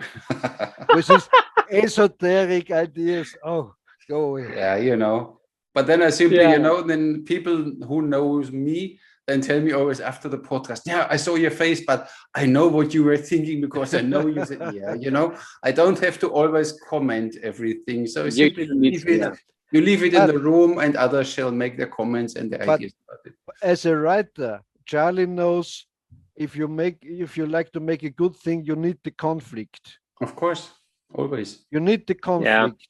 So if we all three agree and say, yes, everything is beautiful and we agree, what kind of podcast this would be? Boring. Shit. That's why it already started with a longbow archer shoots Mediterranean, and me, you know, the crazy guy has here on the wrong side of the bow, you know, shooting thumb release and whatever. That's why it's already, you know, potential clashing material. So that's why it's fine. And Peter, have you ever tried thumb releases and Slavic releases and like this, and shooting from the right side and stuff? Yeah, but more or less for fun, just to try it. I never trained it or yeah. But as I say, it's okay. It's okay. Yeah. To me, 3 fingers and arrow on the left side is natural, and if I stalk and walk and do it's natural for me, and I can do everything like with this style, so I don't need to change in any direction, in my opinion. No. Always use a technique which works for you. I don't say thumb release is the best or Slavic is the best or 3 fingers is the best. I always show people the possibilities, and then they see what they feel like. Some say, okay, thumb release is nice, but I feel better with 3 fingers. And stick with it. And what you want to do, if tomorrow I wake up and say, oh no, I have to shoot now with thumb release, then I would get into and I would do it and I would practice it. But I don't like. Yeah, you will buy some toy bow, yes, lady bow, some lady bow. Lady bow. Yes, I always felt a little bit like a lady, so lady bow is great for me. yeah. Okay, that's fine. And I also think because you're making a good thing on YouTube, that's why we came to that idea, Armin and me. To make a talk like this, because there's no nice archery talk around, no? So where very different persons come together and not. I love it. And then you see that some people already don't want to have this confrontation directly. They prefer to write comments. If the really weak ones, I say, they simply do then put out their negative comments on the YouTube. You will see this, or you saw it already, most probably, Charlie, negative comments. What are you doing? You have the arrow on the wrong side. You run on my whatever, you know.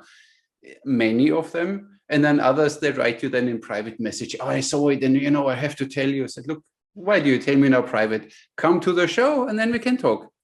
You know, this is fine. Absolutely. I mean, if you don't agree what Peter is saying and Peter doesn't agree what you are saying, simply come to the show and then you can exchange, because this is how, I mean, we are human beings, we communicate, and with communication we can solve a lot of things. But let's talk about it. No. And we don't have to agree, because we all 3 are archers. Yeah. So we don't have to agree. We all should bow and arrow. Exactly. Don't need to agree. Yeah. I made a video. It's called Archery Elitism. Let's say no to Archery Elitism. Yeah. And I'm talking there about, like, people are like, I only shoot from the left side is the best way possible. You all are wrong if you are doing this. And I only shoot with these broad heads and on this horse and with this color of hair and something. What are your opinion? What is your opinion of two of you about Archery Elitism? You know, how you feel it, how it looks when you meet with Archery Elitism. How is it like?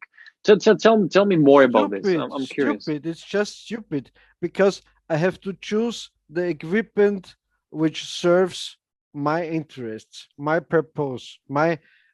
Maybe the best idea would be a good compound bow, if you think what is the best thing in archery. But I don't like it. I like an old longbow, and you like an old horse bow, and he likes a Manchu bow, or I don't know. That's great. It's a decision. And if you have some purpose, if you say, okay, I'm into that Japanese stuff, I need that Yumi Kyudo bow. It's crazy to shoot with a Yumi bow, 2.20 and arrows, crazy. But if I like to do it and it serves my purpose, it's okay. And if I think I like to go out bow fishing, I will take a fiberglass bow and a plastic roll and you know. Yeah. The other thing is how I deal with comments. In the beginning, I felt directly offended when somebody said, listen, you can't shoot with a bare thumb. You need to use, when you shoot a Turkish bow, a thumb ring. Said, look, but I do it simply without, because I don't like thumb rings. And I always started the discussions, but I saw that they don't lead anywhere when, this is always this. These are stupid people. And nowadays I simply tell, like I had yesterday, someone commenting on a very old video of mine where I did a comparison of a horsebow and a longbow. You need to don't lean so much forward, and you need to hold the bow like this, with these two fingers, the others are open, you need to stand upright. Most probably he's an Olympic archer. And he tried to give me now his instructions of how I have to shoot. And my answer simply was, luckily, there are more ways to reach or achieve the same goal. Thank you.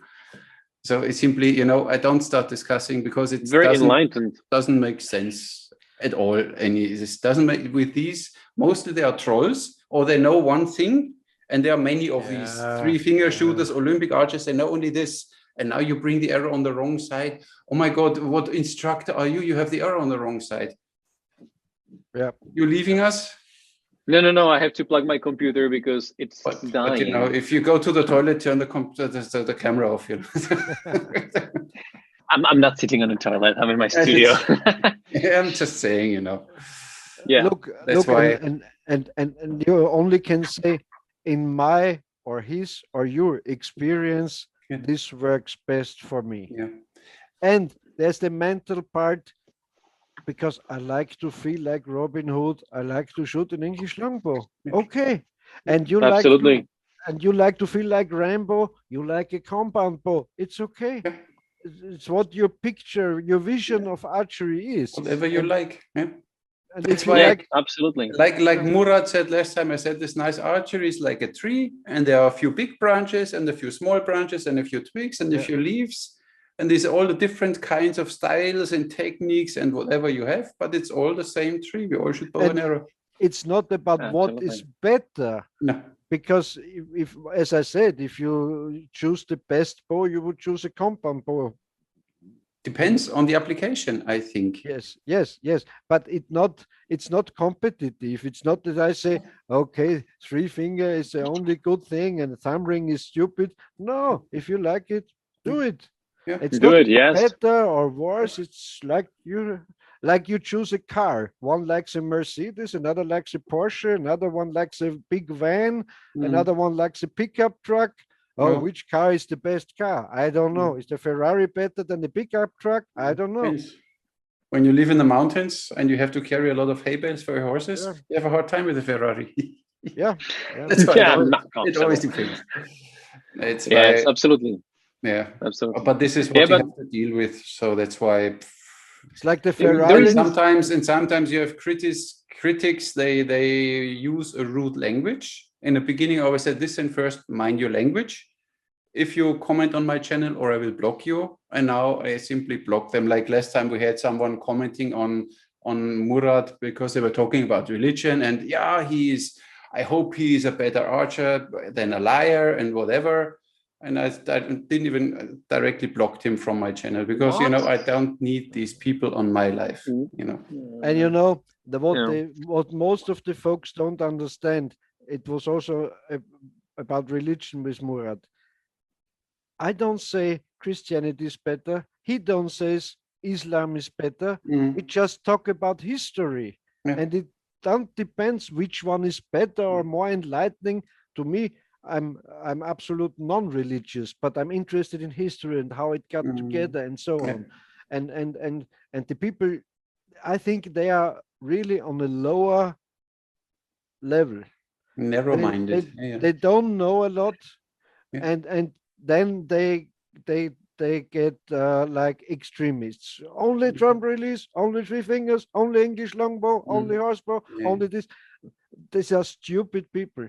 We talk about it, and in our hearts, we are archers. And if I have an argument, if I can say why you use the thumb ring, to me that sounds funny. Why is it? So I ask about if Armin has a good explanation for it. I say, okay, well, good work. Okay.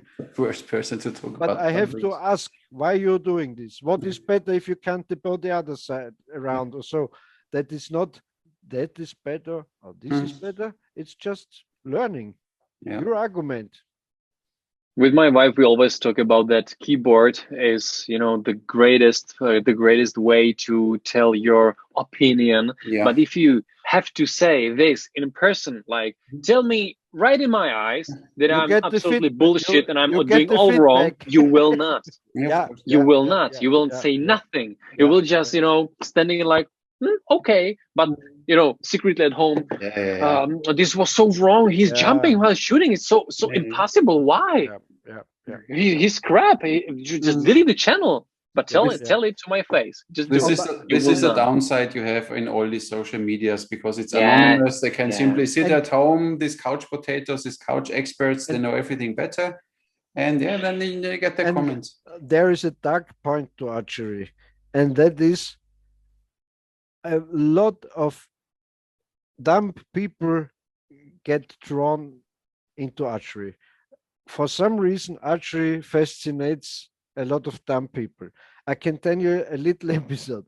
I used to give in Vienna, in the capital city of Austria, bow lessons in a restaurant. They had a separate room, and I could do this indoors or outdoors. And from 100 meters away, I could tell you if these people are coming to my lesson or going into that restaurant for lunch.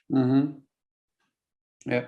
You like a predator detects, recognizes his prey. I see 50 meters. Oh, these are my clients. I don't talk bad about them, but these are different special people in many ways.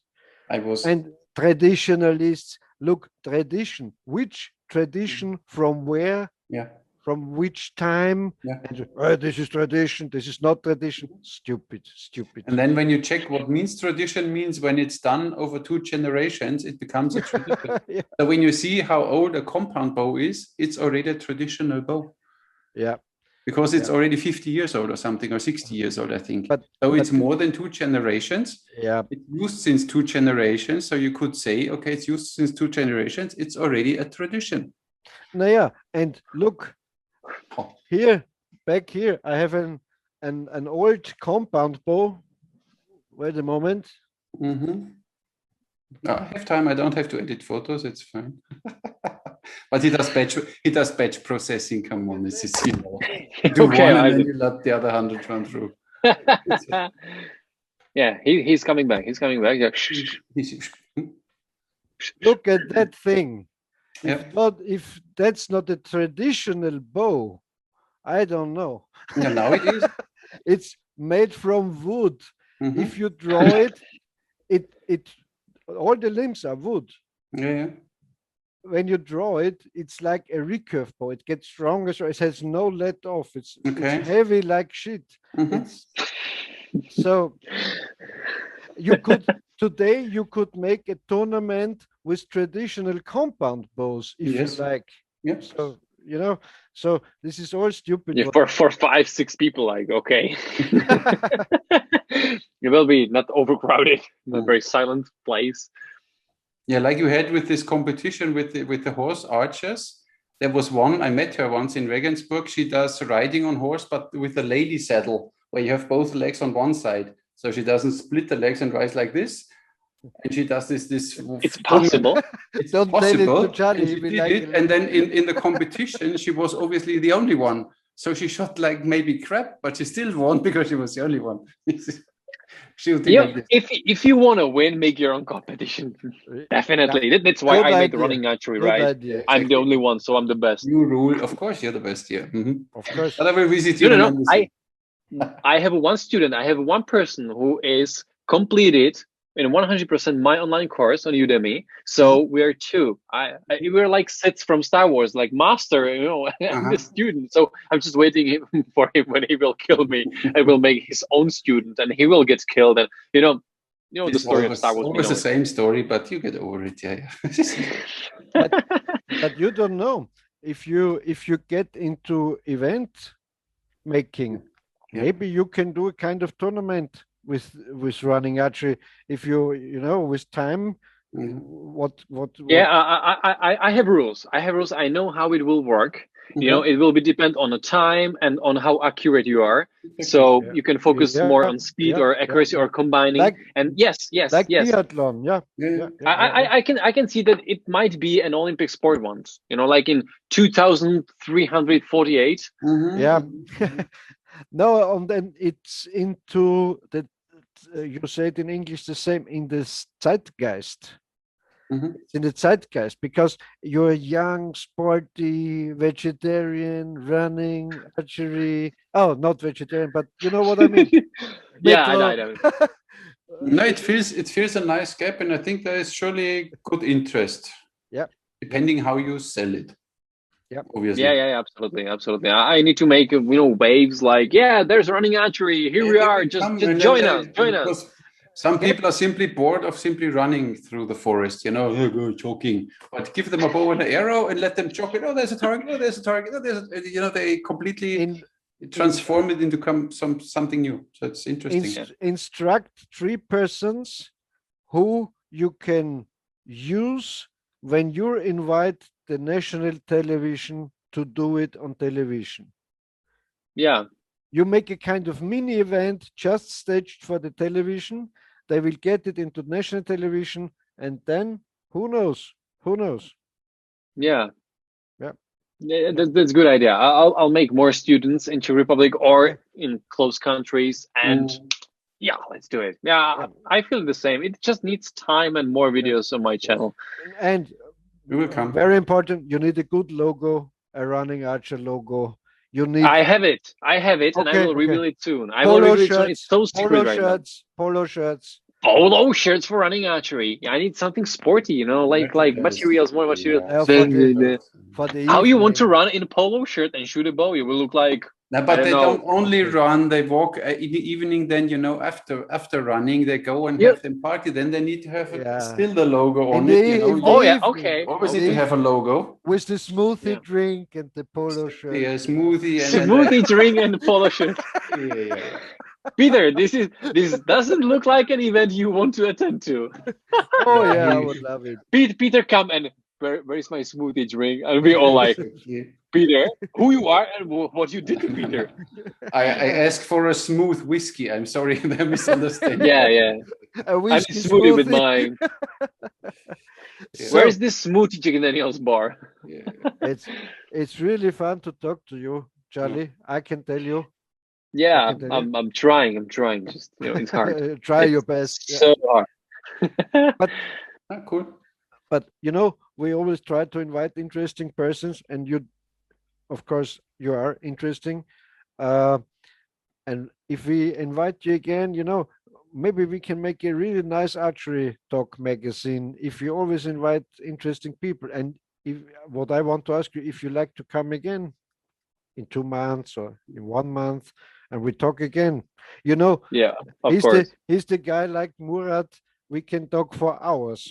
About especially with him, it's interesting to see his progress in what he's doing, because he just started out, so to say. So it's interesting to see which way his mental progress. What? His mental progress. No, it's fine. I can handle a fork right now.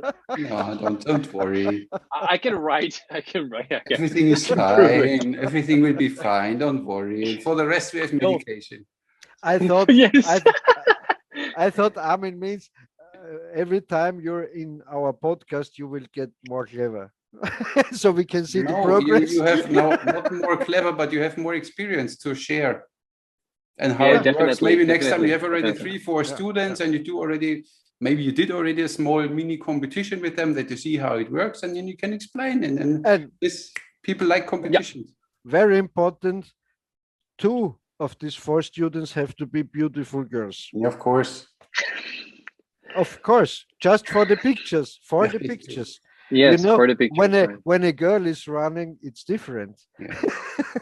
when you only have Peter, I saw your face and I didn't like it. No, I don't like what I saw right now. It was not beautiful old man who likes to look for beautiful young women. It was so sleek. when the girls run, you need to make slow motion, okay, 120 frames per second. Yeah, I got it in my 140 camera. frames per second. Nice slow motion. I know this camera is capable of that. We see everything, every motion nice. Only about archery. I only talk about archery. I don't care about Of the course, the of course. We need to control the elbow. Yes, Of course, absolutely. yeah. And the release, and you know, and the exactly. focus and everything. Mhm. Absolutely. And when they jump and everything, it's. But of course, we need to give them some clothes rules. So you need to have some. If you need advice, ask Peter. He will tell you what they shall wear. Yeah. You know, I will ask everybody not be there because I'm scared what they will wear.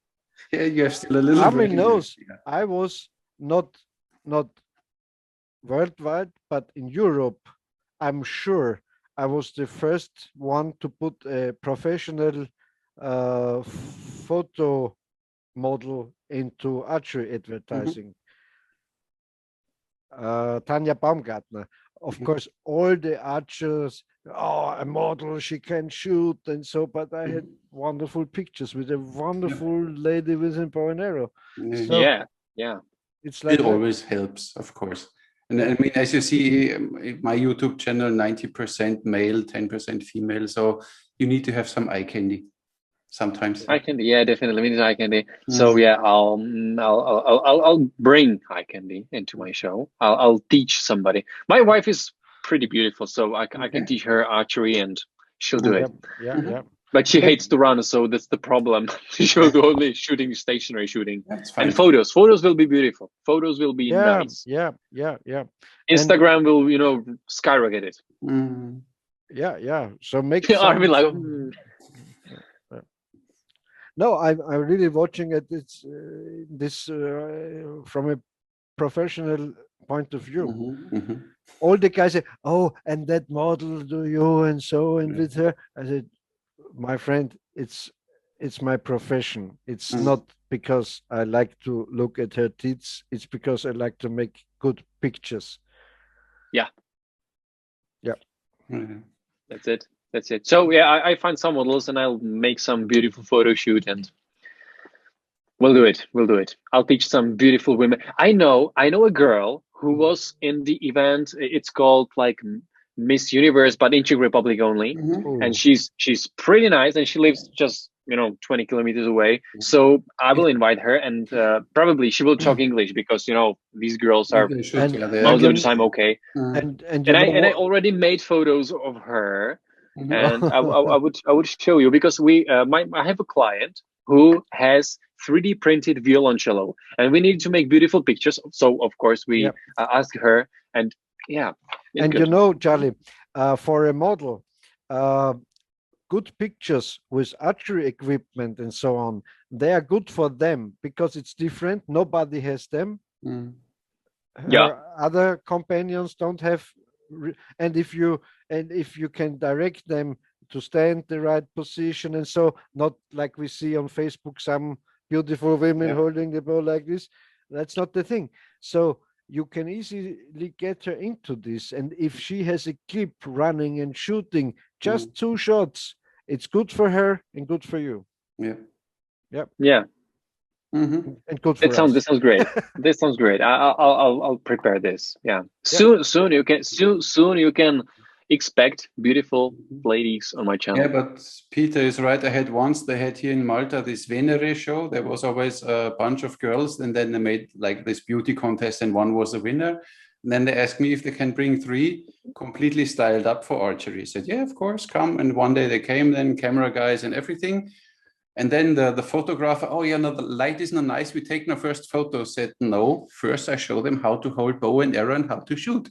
Because I hate photos of models that don't know what bow and arrow means, and they hold them like whatever, like a skewer or whatever. It looks stupid. So they that's bad. That's wrong. So I made them first shoot a few arrows, and I said, now you can take your photos and your videos, and then it was looking good because they knew now already. Okay, this is the bow, how to hold it, arrows and whatever. Then they knew the stuff, and it was fine. Then it was looking good.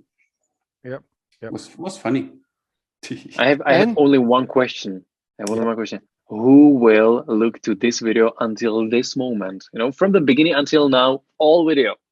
I want to know the name. Just please place Yeah, your they name can down in the comments. Like, write I in the heard it all. comments. Write in the comments who watched the whole. How long is it now? We started at what, 7? It's 9 But now. Charlie, I just can talk about myself. And I used to look Joe Rogan podcast, you know, Joe Rogan. It's the most it's the most I didn't know successful. either. Don't worry. It's the most successful podcast and talk on the internet. Joe Rogan has more viewers than Joe all. Joe yeah. Rogan. I know. Yeah. And some of his podcasts are 3 hours, 4 hours, and I watched them because it was interesting. The questions he asked were interesting. The guests were interesting. So I really enjoyed it. So I don't know. It's another target group. And the thing is, Yeah. you don't have to watch it in one go. Of course, some people told me it's too long. If it would be half-hour sessions, then make a part 2 and a part 3. Said, simply stop after half an hour and watch it later. If you don't have this discipline to do, that you see, okay, I watched this, I leave the tab open on my computer and I watch it simply later, continue. And nowadays they watch it while, they listen to it while driving with the bicycle or the car because they don't need to see us. It's my tomorrow. Podcast, 8 hours of podcast and something like this. Yeah. In a car. So I don't listen any music except on weekend sometimes, but just watching, listening to talks all day long. And do you listen to music when you write books? For example, I do very much like to listen to music when I write books. No. It helps me to build the tension and the emotions. Like it just works for me. No? Silence? No, I have a podcast in the background and something I hear from this podcast and something I don't hear. And wow. So you're able to write when you listen to I don't listen. What? But I don't listen. I don't have selective mind, so I just listen to everything. It's just maybe like that old writers which were sitting in the coffee house and there were a lot of people talking and they don't hear the. That's different. That's different. The background noise, which sort of background noise, white noise, is silent. When I lean back, it's okay for me. I'm fine with this. Yeah, of course. When but listen to something I want to listen to, and then I write a book. Then I stop writing. If it becomes very interesting and I so my brain finds some keywords in this podcast, keyword, that's it, that's good. Then I stop writing and listen, or I say I have to listen to this later with concentration. Now I have to write. Both things are possible. But I don't need music. I don't need it too, but I just like it when there's dramatic scene or something. I like to support it with the music so it has more dynamic and I can just fill it with all the things that are coming from the music. Like a soundtrack in the movies. Definitely, I for example, I make specific playlists for each book. So I listen to specific music and I will never go back for this. For this book it works, but not for nothing else. And I have to make absolutely new playlist. What I'm absolutely not able to do is I don't like music. I don't understand the texts. So maybe I'm too concentrated in music. When I listen to music, I listen to the words, what they're singing, and so. I listen to music with no words, so I don't care. It's like the epic modern music with like strings and something and guitars and whatever. So when there's vocals, there's no I words. listen to the vocals. I don't. If I listen to music, I enjoy the vocals. So it's important to me to understand and to hear the vocals. So I listen consciously. Consciously, Consciously, I active listen to listening. I don't listen to music just so. I listen. I don't. I listen mostly only instrumental music, but because I don't like lyrics that much. I only sing in a car, so I listen to music. Is a different thing. So if I know I have a long ride and I'm falling asleep, I need to sing some metal rocks things to wake up. No, I only listen to Johnny Cash, to Dean Martin, and to Elvis Presley. Oh, yeah. high Okay. quality music. So yes, Just I know what I get. and yes, and you can't get some negative you things don't because get you any know shit. what you will get. Definitely, Yeah. that's the Yeah. best explanation. You nailed it, Peter. You nailed it. Really. That's it. Yep. Yep. Should we leave it like this for today? I mean, we will invite you Great. if you want for Great sure talk. another time. We are now at more than 2 hours, I think. So we should finally come to an end for today, I guess.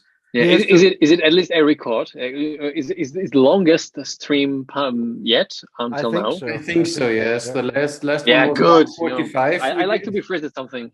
Because when you have someone new you never spoke before, then it's of course always first catching up and bringing everyone to the same level, and then talking about things. It always sometimes gets a little off then, but it's fine. Great talk. Great talk. It was a great talk. Yeah, it yes. was Really amazing. I appreciate enjoyed it so much. I was a little nervous, Me like too. what can I expect from Peter? No. I was a little Yeah. scared, like he will You be never know. nitpicking, so it will be like You never know. running archery. So bleh. Oh, And Peter, you're a pretty nice man. You're a pretty nice person. Thank I you, like thank you. you. I can say publicly, I like you. You're just I a like very you fine too. man. I like you too. Yeah, so you're metrosexual So right now this because is you too like much. sharing your emotions. So guys, this is too much emotion for me. I Now don't don't like start it. crying here, okay? You can hug each other, but then it's fine, okay? It's a huggy, Yeah. huggy. Yes, that's good. Okay. So let's stay connected, in contact. Absolutely. I'm looking forward to you to send me the link to the program that is able Yes, to I have to write it because the text of the books translate in better And- quality than Google. While we are on sending, can you send me the links to your YouTube channels, because I put them then in the description of this video, or even your Instagram and whatever you want me to put there, I put it in. Okay. Yeah, send you everything, Armin. Thank you very much for joining. You will not get Thank rid you. of It was me a ever. great pleasure Thank to you. talk to you. A Thank very you. interesting guy, very professional, as you said, Peter. I like this. I like to work with Yeah. professionals. Yes. yes. Thanks Very a lot good. for inviting me. I was so surprised that you invited me. So it was like, okay, I'm so small channel and doing something so small. Archery, I'm for the variety, because in the beginning we had a lot about hunting and hunting again and hunting again. And I was like, okay, we need to show now something complete on the other. Hunting. What was that like? Hunting. Hunting. Yes, we had also some stuff about lady warriors. Yeah, I didn't like it at all. Yeah. Oh. Lady warriors. Oh my god. So, Okay. okay, Nice. thank you very Nice much. talk. See Thank you next you. time. Thank you a and lot, guys. People Thank down you. there, See you. please don't Thank forget to you. subscribe, to like, to all our YouTube channels in the description box, and write your Yep. comments. And please, we want to know this time who was really watching the whole episode of this broadcast fully. Yep. Please write in the comments. I did. We will do one day a giveaway, and you will all participate. Yeah. Or something. They will get some hairs from our. No, I thought about maybe some Baldrian or something that they calm down, because they must probably go gaga, some tranquilizers or something. Or used slippers or something like No, hey, whatever works. And yours? that. Of course. Of course. Yeah. It's be the used first as a time I don't want to win. Armin's. His ones can be used as a two-person tent, Armin doesn't use slippers. Of course that's the not. problem. I course mean, not. at first we have to make a podcast about string walking. Yeah, of course. Yeah. How you walk with a string on the airplane. Yeah. Invite Borat for next time. Oh no. You are in string instruments too, so come on. String instruments like the crossbow. He said he's a guitarist, so he knows So, string instruments. he knows about. Ay. Hey. Oh, this is the 3D printed Oh. This is violoncello. 3D printed violoncello. Yes. Wow, looks It's awesome. an amazing instrument. It normally is big, but this is very lightweight, nice. Nice. Leg is there. My client makes it, and it's pretty beautiful. They're And- right now going to Kickstarter with this, and photos will be from me, of course. Nice Very cool. color. Yeah, so Nice. we can do string things Just Exactly. weekend. String Nice. walking. String A nice color. Yeah, I picked this specially for you. I have a black, I have silver, but this one is for you, Peter. Yeah, of course. I want to make you happy. Oh, that's I want great. to make That's you happy. wonderful. We understand. Really appreciate it. Really appreciate it. Yeah, you know, it's a Okay, ballot so- for Peter. So have fun with your Barbie toys.